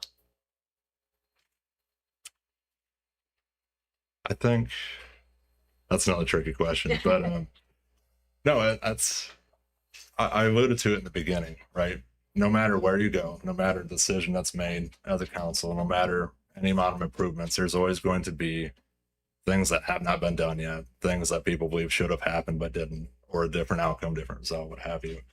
But I think the greatest issue right now is the public perception of council to residents. And I think what we can do certainly a better job at, we don't do a bad one. From everything I found, everything I know about is open source, and that's because it was provided, done in these meetings. So it's not a secret, right? But I think if we can peel the curtain back a little bit more, right? Being in the military too, there's often that gap of everyone else on your team may not see all the processes, the plans in place, the extended discussions that went into making a choice. And they feel slighted when they just get the end result of that. It feels like it doesn't benefit them. It's not for a greater good of them. So however we could explore giving a little more, I know the buzzword of transparency, but this is why we made the decision. We can understand this is where you would have expected it to go. But through the trust fund of it being, once it's gone, we didn't pull the trigger now. Yes, we could have communicated on it sooner. I learned that from one of the first books out of high school I read was Extreme Ownership by Jocko Willink. And coming up through the ranks in the military, I would always say like, oh, this isn't my fault. Like this was, Sergeant Curry's fault because he, if he would have prepared me better, I would have done this, that. And then just switching gears of, you know what, I absolutely could have done something better with that. And I didn't. And now you would something better next time. Once I started doing that, like people respect that. And as a council, as any member of the community that supports the efforts of saying, hey, we don't always get it right. We're going to mess it up. Like we do have the grand scheme of best interests. We do have a budget. Yes, but maybe we undercut it. That was to try to help things move along better for your pocket. And we fell short and we try again next year. And when we do try again next year, here's the specific adjustments we have to make to be able to make it so. Nothing's guaranteed, but if you're doing it for the right reasons, then if you're not, what are you doing it for? And it's not for the people of this borough, then what's it for? Thank you. Okay. My question was already answered. Oh. Pat? I'm sorry. I keep forgetting he's there. You should just start yelling. Yeah. Hey, Brandon, thank you so much. I want to just say thank you for the time putting in the resume and the letter of interest and just the time that you took out of your family schedule to come tonight and do this interview. It means a lot. I got a handful of questions here for you.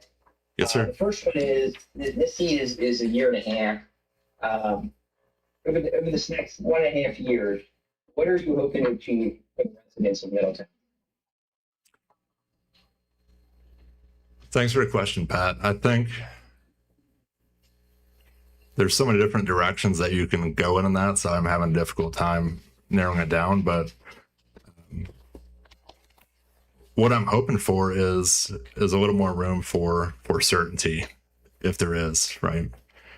It's a very uncertain time outside of the borough right now, right? I pass by Rutter's on the way in every morning, get on 283 to go to work, and it's almost kind of like gambling a little bit. Is gas going to be under $4 today? Is it going to be over? It's $4.29, right? I thought $4.19, but there's so many things that we cannot control. And I know for me, after a long day at work, after a long day, Army stuff, Navy stuff, whatever, knowing that my home is my safe space, I can decompress. I don't have to worry about this, that, or the other. When certain issues keep arising that inevitably are brought to your attention because they're talked about so much, the fire truck, potential Airbnb, zoning for that, right? Of if people truly think this is their home, and we have, you know, things are changing, as we say, of what's solar, like, you know, electric, our bills are reasonable for the most part. So we don't need to add more uncertainty to the uncertain as it is now. And I think just looking at it of what I'm hoping to achieve, to answer your question, Pat, I'm sorry I went the super long way around for for that there, but I'm hoping not to add to people's plates in the next year and a half and give them something more to worry about. If anything, give them a little less.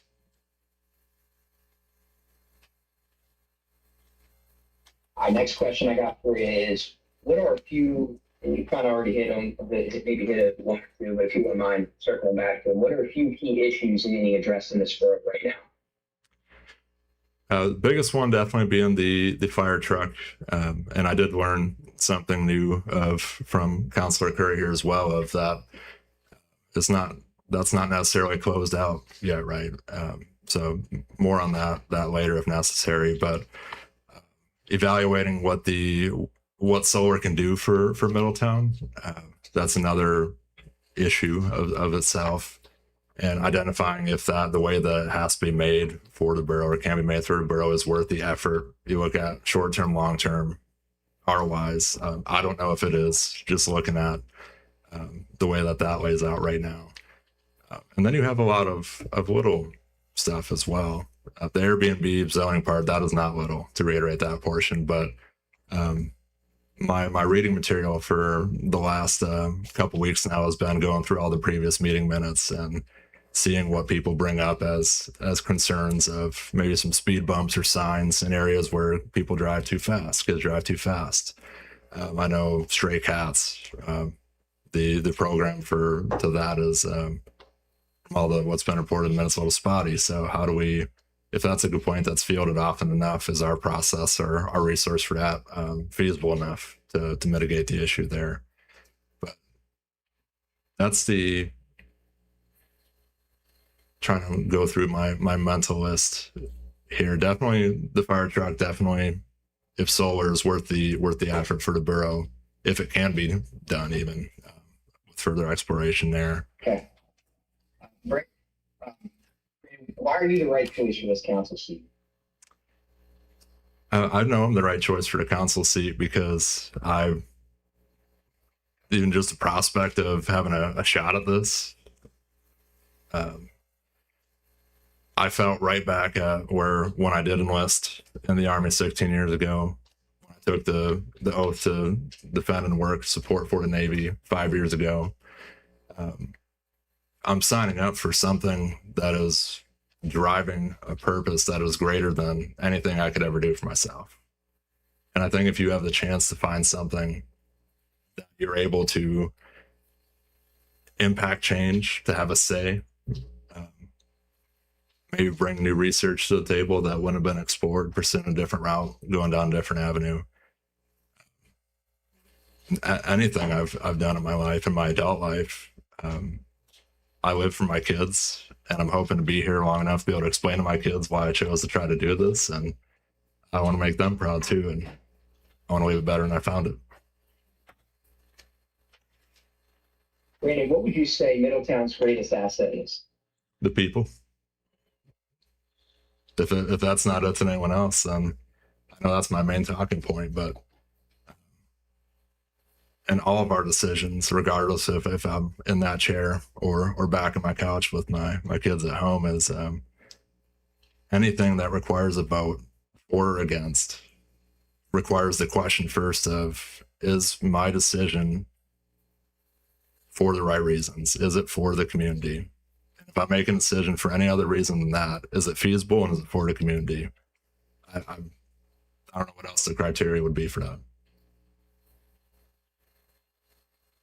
The next one, my question was just, ask you to, talk about a topic of recent council, but you've kind of hit that up with Councilor Curry's questions, and you just answered some of these other questions. So my last question for you is something that's really important to me, and I know for a lot of residents and you fellow councilors, is success of local businesses in our town.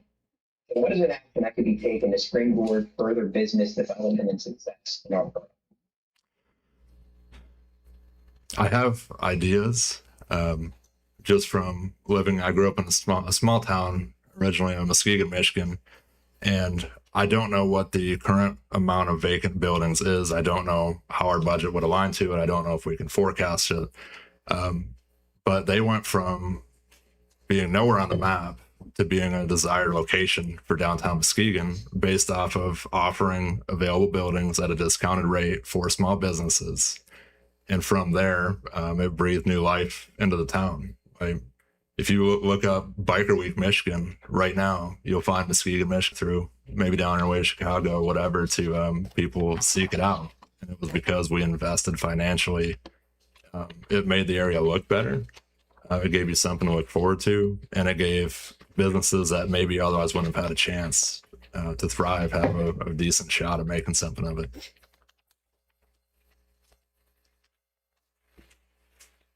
Thank you, Brandon. Thank you, Council. That's it for me for that.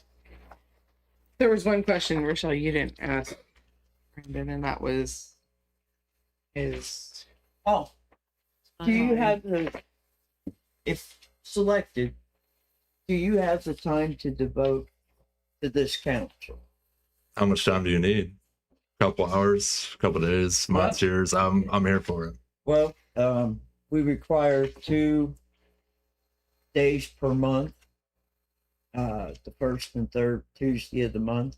And then there's the budgetary meetings. So, and they can be 3 days a week during the late summer, early fall. That's more than reasonable. And to visit that point as well, I did speak with my wife in great detail of she understood that I wasn't doing this to add another title. You can't top dad, you can't top father, like that's the best one. But just the resolution that I had a chance to see an opportunity through, and so she's in full support. Okay. And I don't know if it is the military. I don't know if it's working for my dad's business for my adolescent life into adult and everything. But once I'm here, I'm here. Like if you're like, we're here till midnight, I'll be like, you got a coffee pot in the back? Like, is that what it's going to be? And I brought it up earlier too of, I do think if selected, I can't drive like ownership of the website. That's a different function, but it says this meeting runs from 7 to 8 p.m. And then looking back in previous meeting minutes, it goes well beyond that. So if we could just tweak that a little bit to bring it more feasible, because my wife saw that. So she thought I would be home by 8. And I'm like, I don't think, and then looking at the transcripts here. It's 9 o'clock and we just haven't finished the interview. Yeah. But no, whatever needs to be done, that's not doing it for the money. It's to make a difference. Another question for you. Have you considered any of the other committees or? Yeah. I haven't, admittedly. I just saw the frequency of the vacancy socialized enough to put this on my radar. But at the very least, this was an opportunity to network already, meet with a couple new people.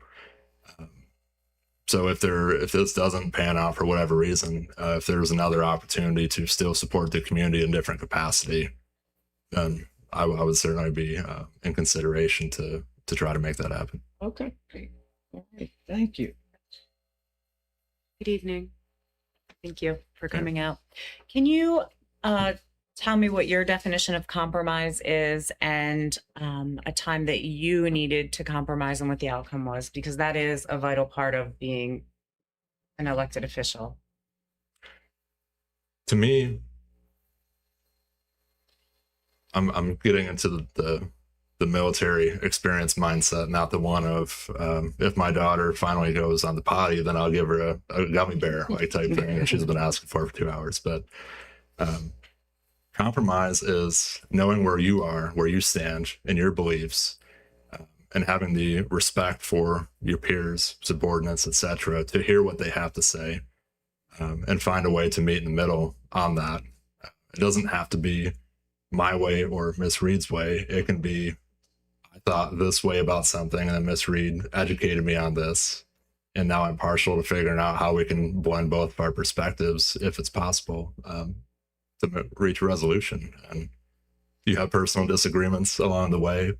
You can't let that impact your decisions. You got to always root it back to what it's for. Anybody else? Thank you. Thank you for your service. Thank you.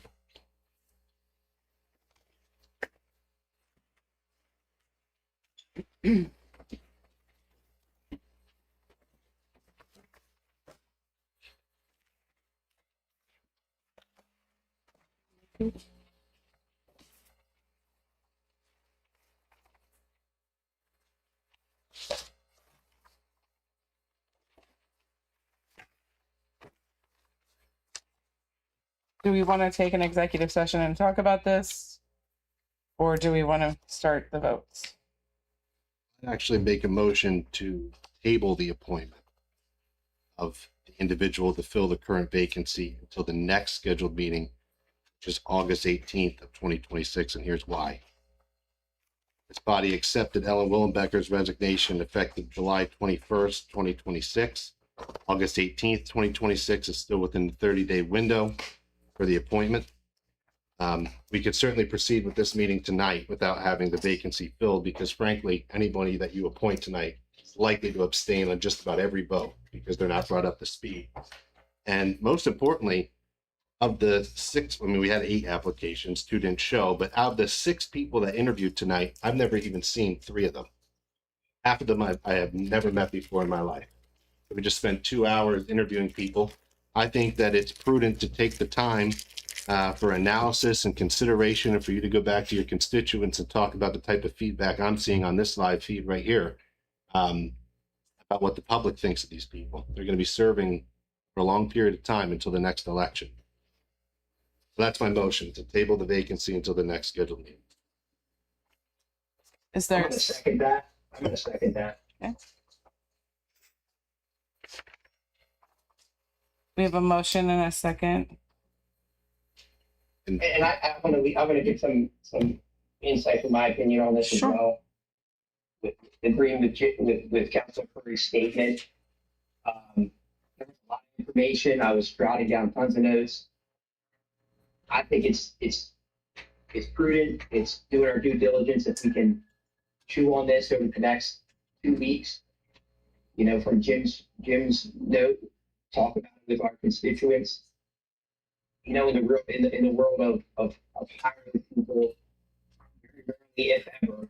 Me personally, I've never hired anybody with just simply an interview and hired them on the spot. I personally need time to just think about it, because this is a challenging decision to make for sure. There's been a lot of good candidates here. Yep. Understood. Thanks, Pat. Let me just interject. There's that mention of executive session. I'm not sure this is an appropriate executive. We're not hiring someone. Okay, that's fine. Can't think off the top of my head of a executive session category would fit into. I might be missing something. It's all good. I mean, obviously, it's not going to happen. I also just want to point out to everybody that did apply, I hope you don't take offense to that. In fact, I think that demonstrates all of you were so impressive. You deserve the consideration of not a rushed decision here. And I certainly would like the feedback from the people I answer to, or I place a vote behind anyone's name that's going to serve for the next year. So I appreciate the interviews. I appreciate the time. And I don't think 2 weeks hurts anything. We also have counselors on vacation that want time to spend with their families and not have to look into the other information. So, Grace, can you call the roll, please? Yes. Mr. Lister? Yes. Miller? Yes. Yes. Yes. Yes. I'm just gonna start back over here. I'm so confusing. So obviously, the reorganization will be tabled as well until we get somebody on. Everybody okay with that? Yes. Okay, number 3.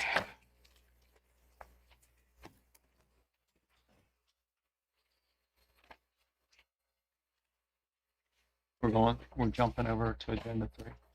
Go to 2 was reorganization. We tabled it. you tabled appointing. Oh, What? you're tabling both of those. Yes. Yeah, Okay. maybe you want to do a motion to table that. Just, Okay. I know. Can I have a motion Like to a consensus. table the reorganization? So moved.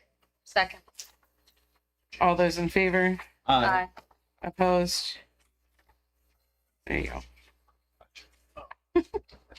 It's all good. We're done. Yep. Agenda item number 3 is approving meeting minutes. Do I have a motion to approve council meeting minutes for the July 21st, 2026 meeting as submitted? So moved. Second. Motion and a second. Any comments? All those in favor? Aye. Aye. Motion passes. Number 4. Do I have a motion to approve payment of bills as shown on the accounts payable list dated July 30th, 2026, which is for the period of July 17th, 2026 through July 30th of 2026, and to ratify the approval of such bills already paid and to authorize the appropriate officials to take the required actions to make those payments? So moved. Second. Motion and a second. Any questions? All those in favor? Aye. Opposed? Motion passes. 5. Agenda item number 5 is ordinance 2026-1428. Do I have a motion to adopt ordinance 2026-1428, which amends chapter 260 of the Code of Ordinances to add, modify, and update regulations relating to short-term rental dwelling units and bed and breakfast accommodations, and amending the zoning map to create a short-term rental overlay district? And before you do that, if I could maybe interject some background here, just kind of remind everybody where we are on this, because this is it's a fairly common thing in the state, but it happens that regularly here. But so this is a zoning ordinance amendment, this one, and as you'll recall, we had a full hearing with a court reporter, and that record was closed. That's not reopening. So this is not going back to that step. What was tabled was the decision whether or not to adopt it. And was then put back on with no changes to the ordinance, including the map amendment. But we did do a special advertisement, legal advertisement, and I'll provide the proof of advertisement to Grace to be included with the minutes, just for this and for the next one we're going to deal with. And that was, I think, emphatic that there will not be further hearing. So at this point, it will just be a vote, or, already has been opportunity for public comment on agenda items, but just want to clarify, this, there has been no change since the record closed on the hearing. Transcript all stays the same and everything. So for that reason, it didn't have to go back to the planning commission. There didn't have to be another hearing. There might be some confusion, but Grace, I'll ask you then to include with the minutes for this meeting the proofs of legal advertisement for this and for the next week. So I think you were asking for motion when I interrupted. And Can I get a motion? So moved. Second. Motion and a second. Any questions? All Hey, I got a question. Sure. This is to approve the original proposed area of zoning for these short-term rentals That's correct. as originally stated, correct? That's correct. Just for the record, I'm gonna be a no on this. I still stand by. I would like to have short-term rentals in the downtown area around the Brownstone borough area that we spoke about, that was brought up, that table, the discussion. I still stand by that. I feel like it does our community a service by having those opportunities in the business district there.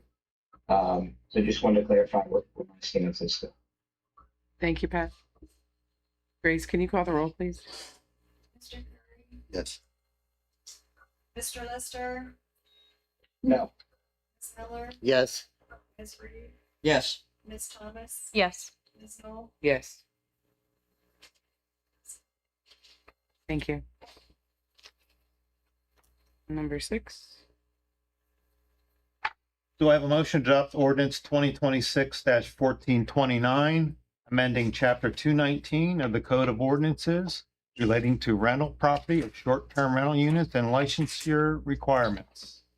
So moved. Second. Motion and a second. Any questions or comments? All those in favor? Aye. Aye. Opposed? No.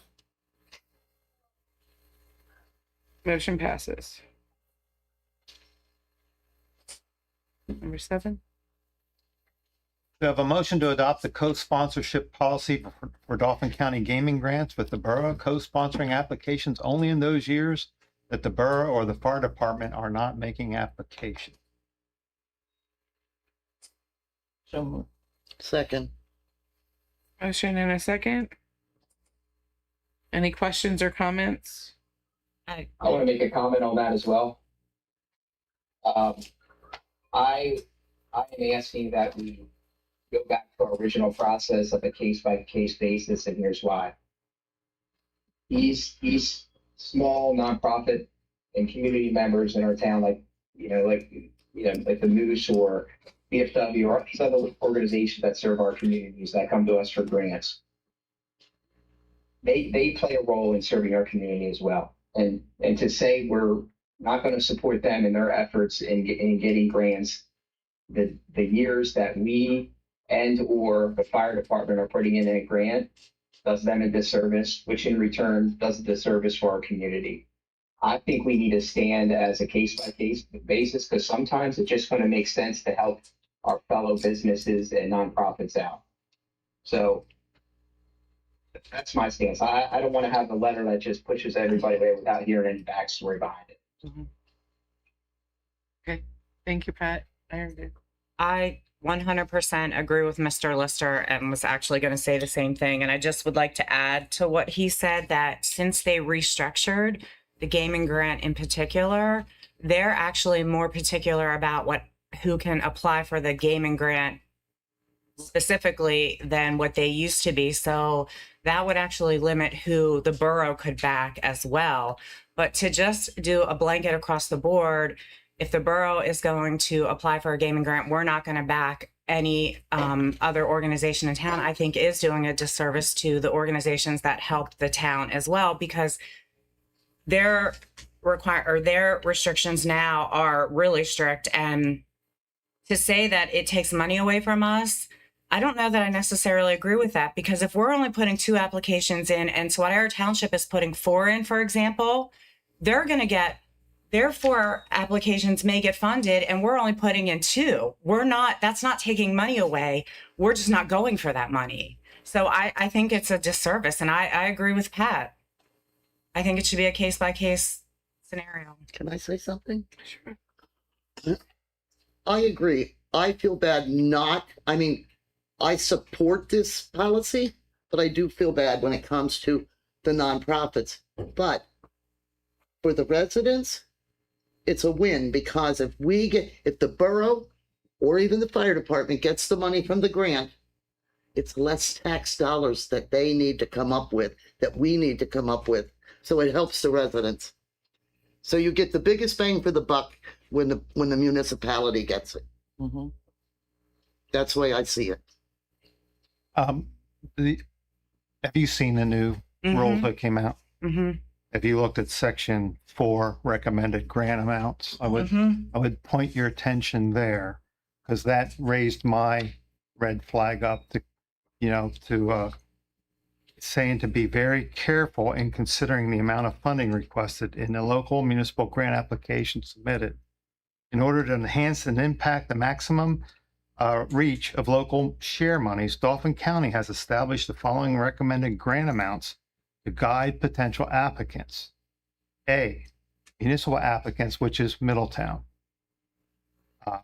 We are not contiguous as a host community, so this applies to us.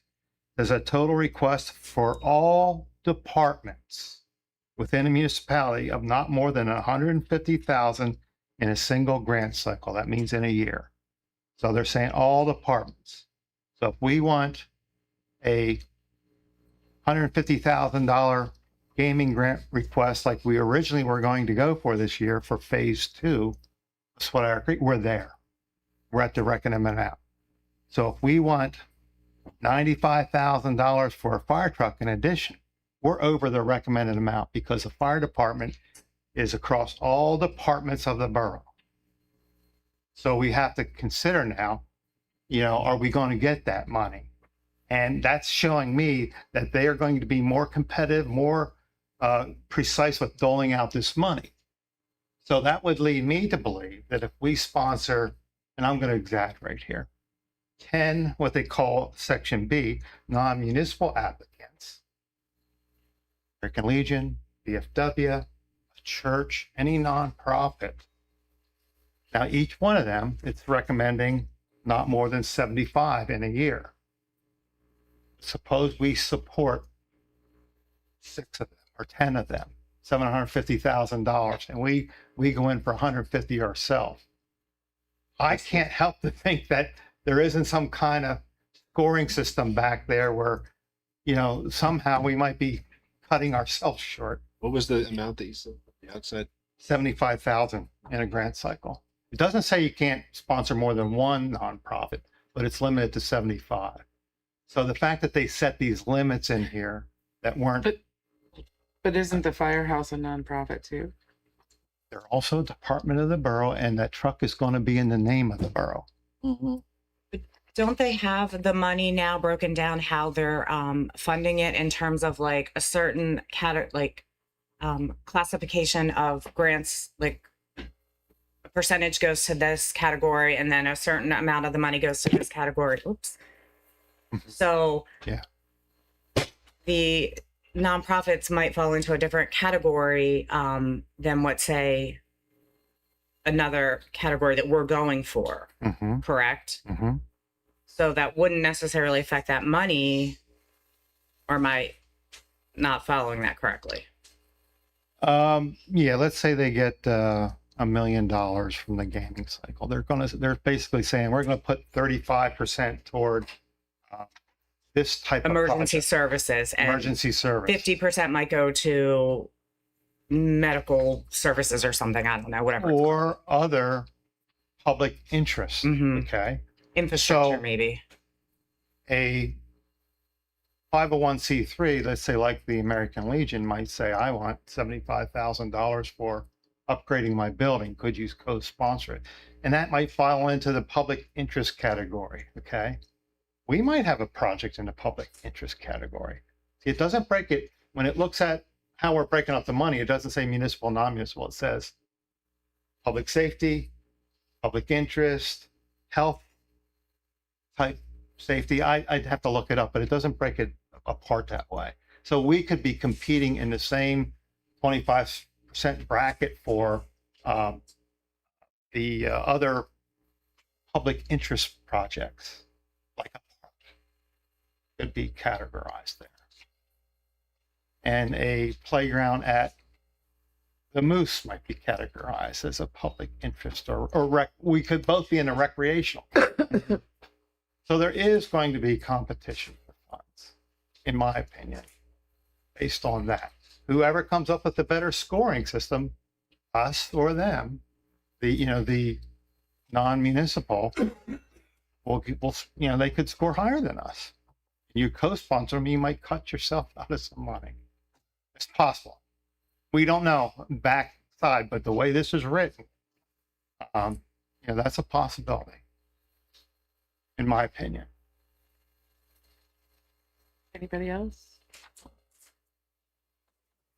Grace, can you call? To be clear, this is to adopt the policy that says any year where the fire department is applying, we would not co-sponsor any other group. Do I have that correct before I say yes? Yes. Yes, that's correct. I'm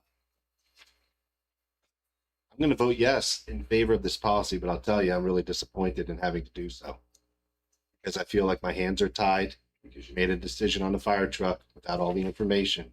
We desperately need to apply for those grants now. I would love to follow along with what Mr. Lister said, but I don't know a way around it at this point. You already just said we're capped just with our own project.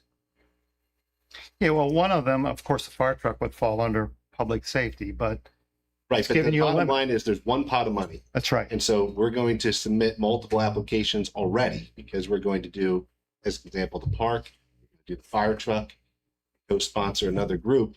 It's one pot of money and you are let's competing with yourself. Let's just look at the municipal category, okay? That's saying they're recommending no more than $150,000 in a year.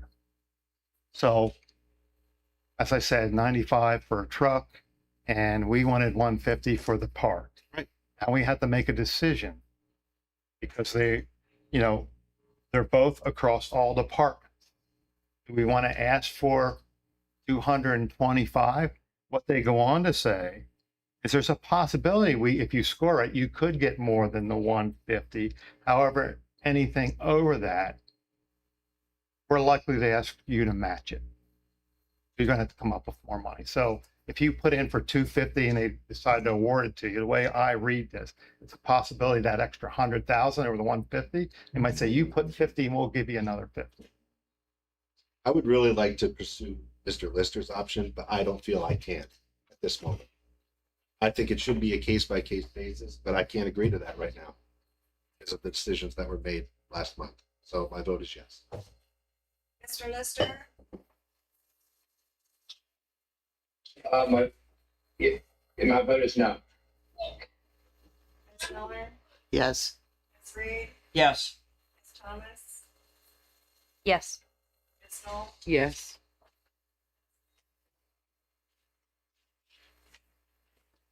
Number 8. Do I have a motion to approve the special request from the Middletown Moose Lodge 410 for use of Huffer Park for the annual Fall Festival and Halloween Parade on October 24th, 2026, was set up to begin at 8 a.m. and the parade ending at 9 p.m., and approving the closure of Mill Street from the Royalton Bridge as well as the alley at Daisy Avenue to Huffer Park. So moved. Second. Second. Motion and a second. Are there any questions? All those in favor? Aye. Aye. Opposed? Motion passes. Number 9. Do I have a motion to approve the proposal from GDS Associates Incorporated dated May 26 for assistance in securing replacement power supply arrangements for the borough in the amount of $60,000 for Task 1 be funded out of the 2026 budget, and Task 2 at an estimated $40,000, up to $40,000. So moved. Second. Motion and a second. Any questions? All those in favor? Aye. Aye. Opposed? Motion passes.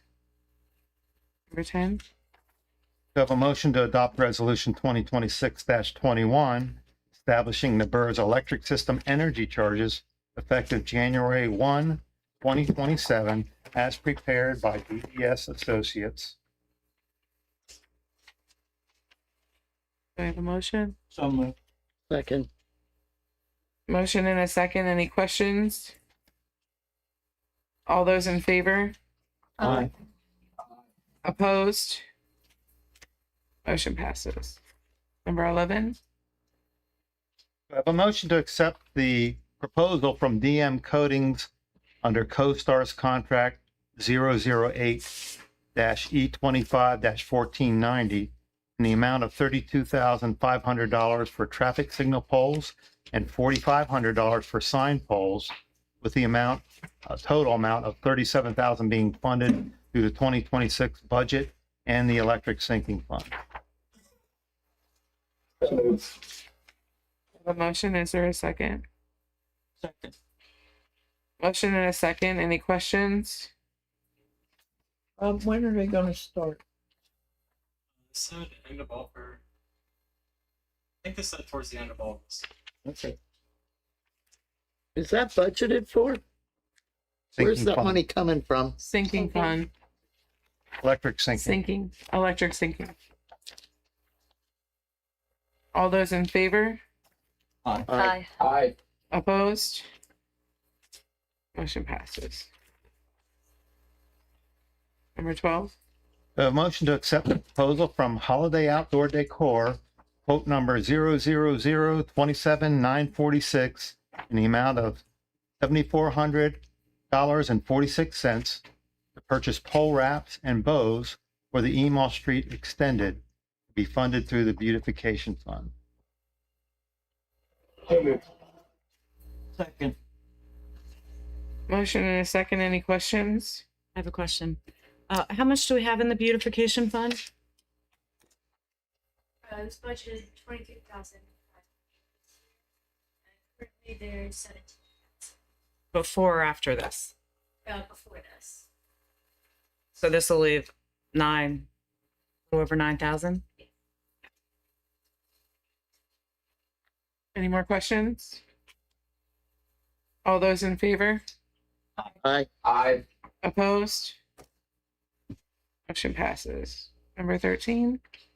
I have a motion to accept the proposal dated July 17, 2026 from Stevenson Equipment under CoStar's number 25-E22-432 for the purchase of a Falcon 4-ton 2-burner hot box in the amount of $76,256.35, which will be funded through the liquid fuels account.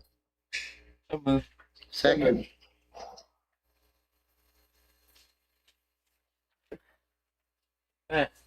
Motion. Yeah, I did. Motion and a second. Are there any questions? This is going on your new truck? It's a trailer. It's a hot box. Oh, it's on a trailer. Okay. You good? Yeah. Okay. Yeah. All those in favor? Aye. Aye. Aye. Opposed? Motion passes. Number 14. So I have a motion to reimburse the Middletown Volunteer Fire Department for the feasibility study of the fire department rescue truck conducted by 24/7 Fire Apparatus Repair in the amount of $505. Funds will be taken from the general fund. So moved. Oh, thank you. Second. Motion and a second. Any questions? Anyone ask for proof of payment? We just received an invoice. We don't have a proof of payment. You got an invoice. That means somebody's giving you a piece of paper that says, for my service, you will need to pay me $505. My question is, do we have a proof of payment that shows we paid the invoice? We do not. Okay, I'm going to vote no. Furthermore, voting no because that's not the study that I was interested in. Doesn't answer any of the questions posed. It was coming. Some of us didn't, and there's no proof of payment. Well, isn't it one of the people that you wanted to? No, it's not. I have said publicly many times which entity I wanted to go with. There was additional information in your packet for the meeting where we were going to consider the out-of-state group to assess the spec truck in addition to the current truck. It's clear that when there was a majority of council that was interested in pursuing that option, this group was not the consideration at all. To add to Mr. Curry's concern, there is a possibility that an auditor would come in and they sample our documents, pull that and quite frankly might say, this isn't sufficient for showing the payment of bill. Because if we were to reimburse the fire department, give them money, but the invoice says 24/7, they don't match up. Can we amend the motion to say pay it once we Contingent receive- upon getting that. contingent upon getting the receipt? We could. Right. Pat, would you be okay with that, amending your motion? Yes, I'll amend that motion. Mrs. Miller, you okay with? Yep. Okay.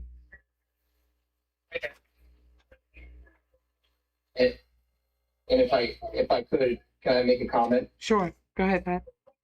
I want to just put this publicly. I did ask this at the end of the last meeting to cover that study. This study is not the study that I ultimately wanted, which was a study comparing other options. However, this was information that I did ask the fire department and the chief early on in this process of giving a detailed overlook of the problems that were present in this current engine, so we understood what needs are really there. This met part of my need, part of my ask, not all of it. But since this was something I did ask for a while back, I felt like it was appropriate to pay for that because they did do it. That's all I got. Thank you. Thank you. Anybody else? All those in favor? Aye. Aye. Opposed? Opposed? No. Motion passes. Number 15. I have a motion to adopt resolution 2026-19, authorizing the Borough of Middletown to enter into an intergovernmental agreement with Highspire Borough for the purchase of salt brine. So moved. Second. Motion and a second. Any questions? All those in favor? Aye. Aye. Opposed? Motion passes. Number 16. I have a motion to accept the Stewart and Tate CapCog approved bid to microsurface sections of Wood Street, Grant Street, East Emall Street at a cost of $67,665.60, which will be funded through the liquid fuels account. So moved. Second. That's microsurfacing. I just picked. Are you doing the Grant Street section up by you? It's all of Grant Street. All of it? And what about Wood? Yeah, Wood Street. is Emall to Nislet. Oh. Right around the synagogue. I just want to make sure they weren't redoing what that they already did. And okay.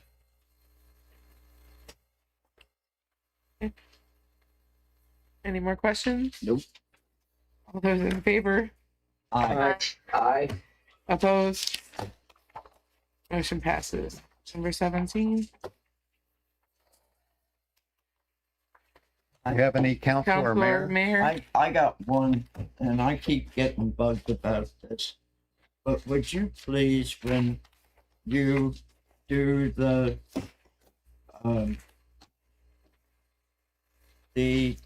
agenda, would you please put a little blurb as to what, like, when it says ordinance 2026-1428, what part of that resolution is?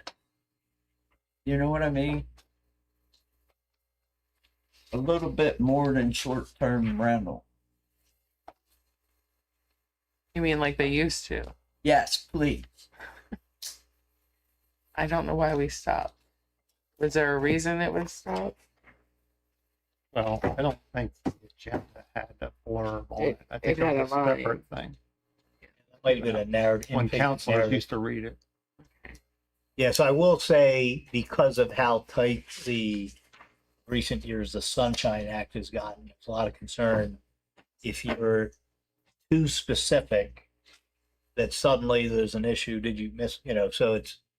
In case it doesn't pass. Yeah, there's kind of a best practice right now of being more categorical than, 2 sentence long. Now, some of the municipalities we represent still have very long, do this thing for X dollars for this, and then all of a sudden there's a whole big issue about how significant it is to change. Like, oh, why don't we? So But you can paint yourself into a corner too with specifics where somebody comes up with a question or another thing to add to the motion that isn't considered, what isn't spelled out in the description. Yeah. Okay. I'm just, I know. I'm just asking. I get it. Because I keep getting I and I get it. Well, one of the things that for the audience and the listening public, if you want to know what's going on business day when we're voting in business, we have what's called a committee of the whole here. At one time, the Borough of Middletown had subcommittees for everything. One for police, one for fire, one for personnel, and one for public works. And it was a lot of meetings in a month. And there came a time when some of the communication between a committee of 3 people meeting on a Wednesday night were questioned by the whole body at the council meeting. And things got lost because not all the councilors were there. Back around 2010 or prior to that, somewhere prior to that, they decided to go to committee of the whole. Since we're a small community, 7 of us, we're all part of the personnel committee. We're all part of the fire committee, basically. That's why we call it committee of the whole. So what happens on the 3rd Tuesday of every month is what the workshop is. That's where you hear all the specific discussion about the short-term rental and what we're doing and why, and the research behind it, and that ends up in those minutes. 2 weeks later, and that's where we set an agenda. Let's vote on that at our business meeting. When the business meeting comes up and you see a short description, sometimes people forget what we discussed 2 weeks ago, and then questions come up. And that's, I think, what maybe happened here. You might have missed that meeting. There was one you missed, I think. no, it's not me. I'm just saying I got a phone call about it, and Well, then for the public, like in a month, you got to stay tuned into both meetings to really get what's going on. Link the 3rd Tuesday of the month, listen to that, and then follow up the 1st Tuesday the following month, and you'll get the big picture of what's going on. For those candidates, that 3rd Tuesday, you might as well plan on being here until about 11:30. yeah. Yeah, I guess we should clarify too, there are real Sunshine Act meetings, and if we put something on the agenda at least 24 hours ahead, like if there's urgent action needed, this body can take real action at those meetings and frequently does.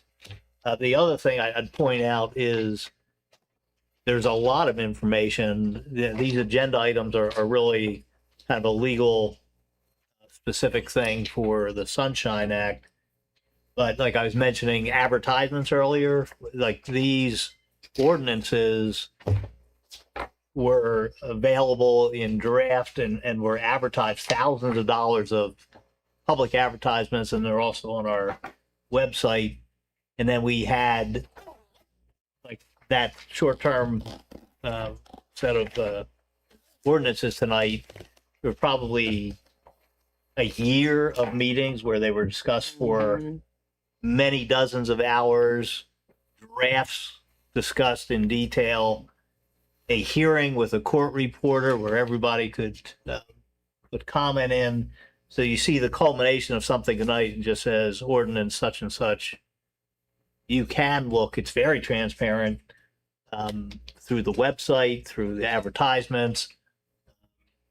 The copies are available here. Anybody can come in and look at They're also at the county library, the drafts, when we send them in before we adopt them, and final ones after, and they're at the newspapers where we advertise. They have copies of them, unless we regurgitate every word of the ordinance in the advertisement, which we also do at times. So it's not really, nobody can figure out what these categories are.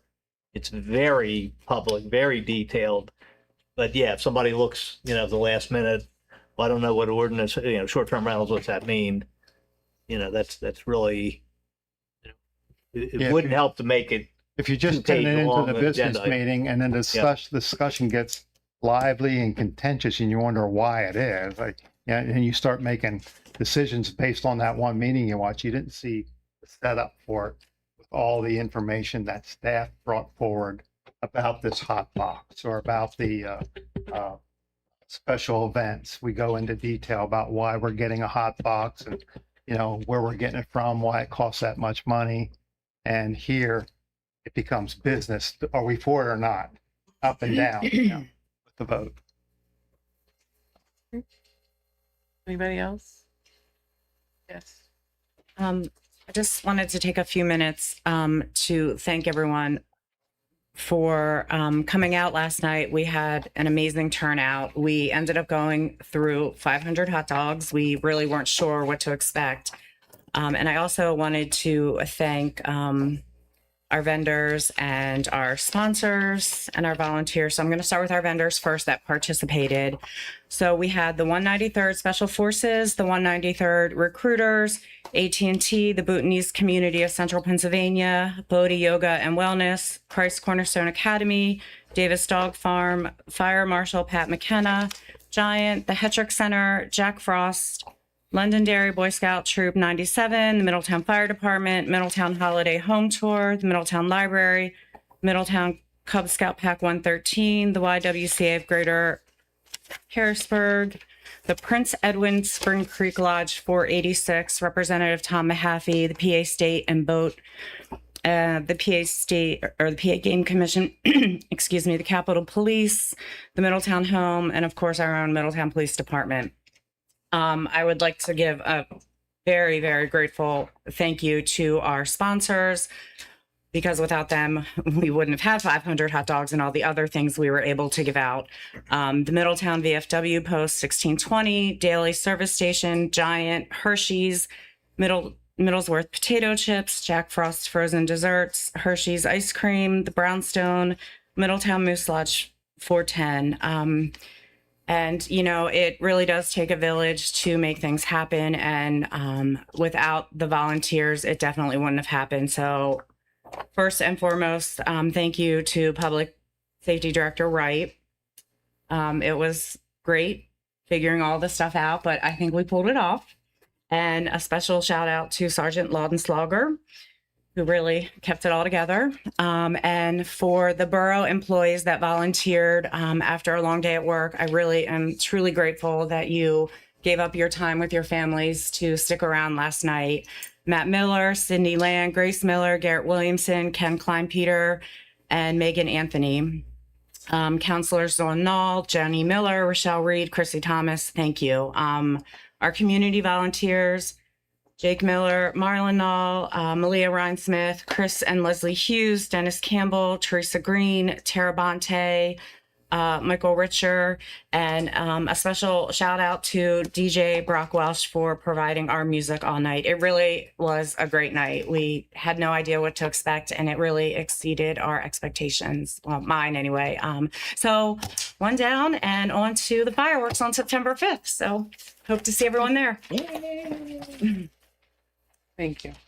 Anybody else? Now's the time for. Oh, sorry. I got something real quick. Sure. Hey, I want to circle back just real quick. I just want to, the whole passing the letter to not co-sign on grants, like I get it. It makes total sense from a dollars and cents perspective on what the town needs are and what the needs of our fire department are. But again, I brought this question up to each of these candidates of how we can support our local businesses. And I think it's super important to remember the decisions that we make, in each decision won't just affect the borough, don't just affect what we're voting on, but it's a ripple effect. And Councilor Curry, I get your perspective on that we're kind of fading into a corner now with the fire truck. But if we don't have our businesses in this town, especially the businesses that support our community, and we're not able to support them in a time of need, then what are we doing? I want to, again, say, for instance, if a business comes to us and they need something and it's dire for their organization and we're not able to support them because we have this in process, shame on us. That's all I have. Thank you. Thanks, Pat. Anybody else? Okay, now's the time for public comment.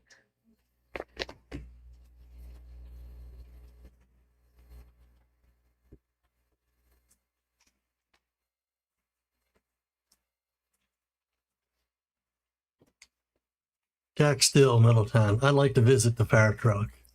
That thing was in the process for 12 months.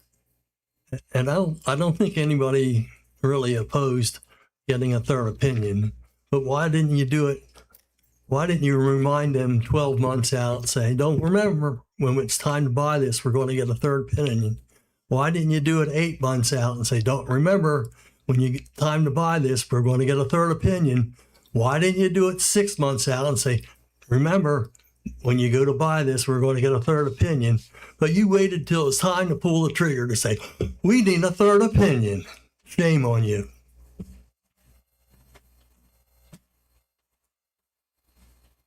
Thanks, Jack. Thanks, Jack.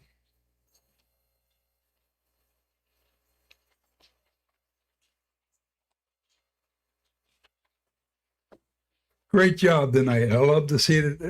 The first time that I can remember that everybody voted yes for something that was major in this borough.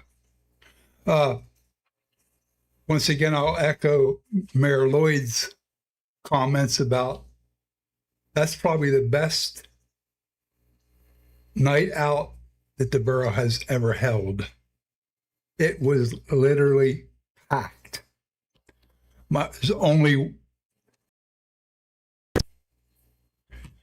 when she runs the arts and crafts, that first side street entrance to cross the sidewalk by the entrance, that definitely needs to be improved. If you're not driving an SUV and you're handicapped, to get into that parking area where they were parking for the arts and craft, your vehicle drags. Someone's going to tear something up. Who's going to take the responsibility because someone's out there directing traffic? Oh, you pull in there and you tear your bumper or you tear your exhaust system out.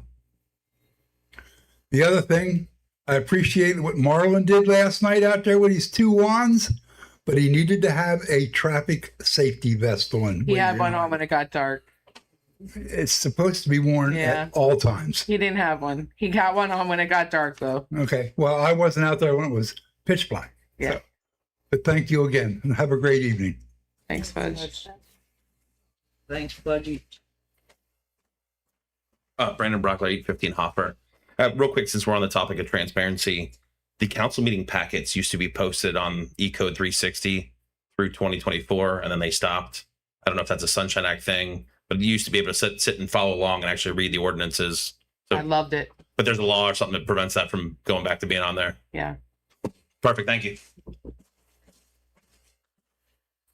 Anybody else? Okay. We're going to adjourn into executive session. We will not be coming back out. Can I have a motion, please? So moved. Second. All in favor? Aye. Aye. Motion's adjourned. Meeting's adjourned. Next time I'll give them the grace when I give them these. Oh, yeah. I have a, I'm sorry. that's okay. Yeah.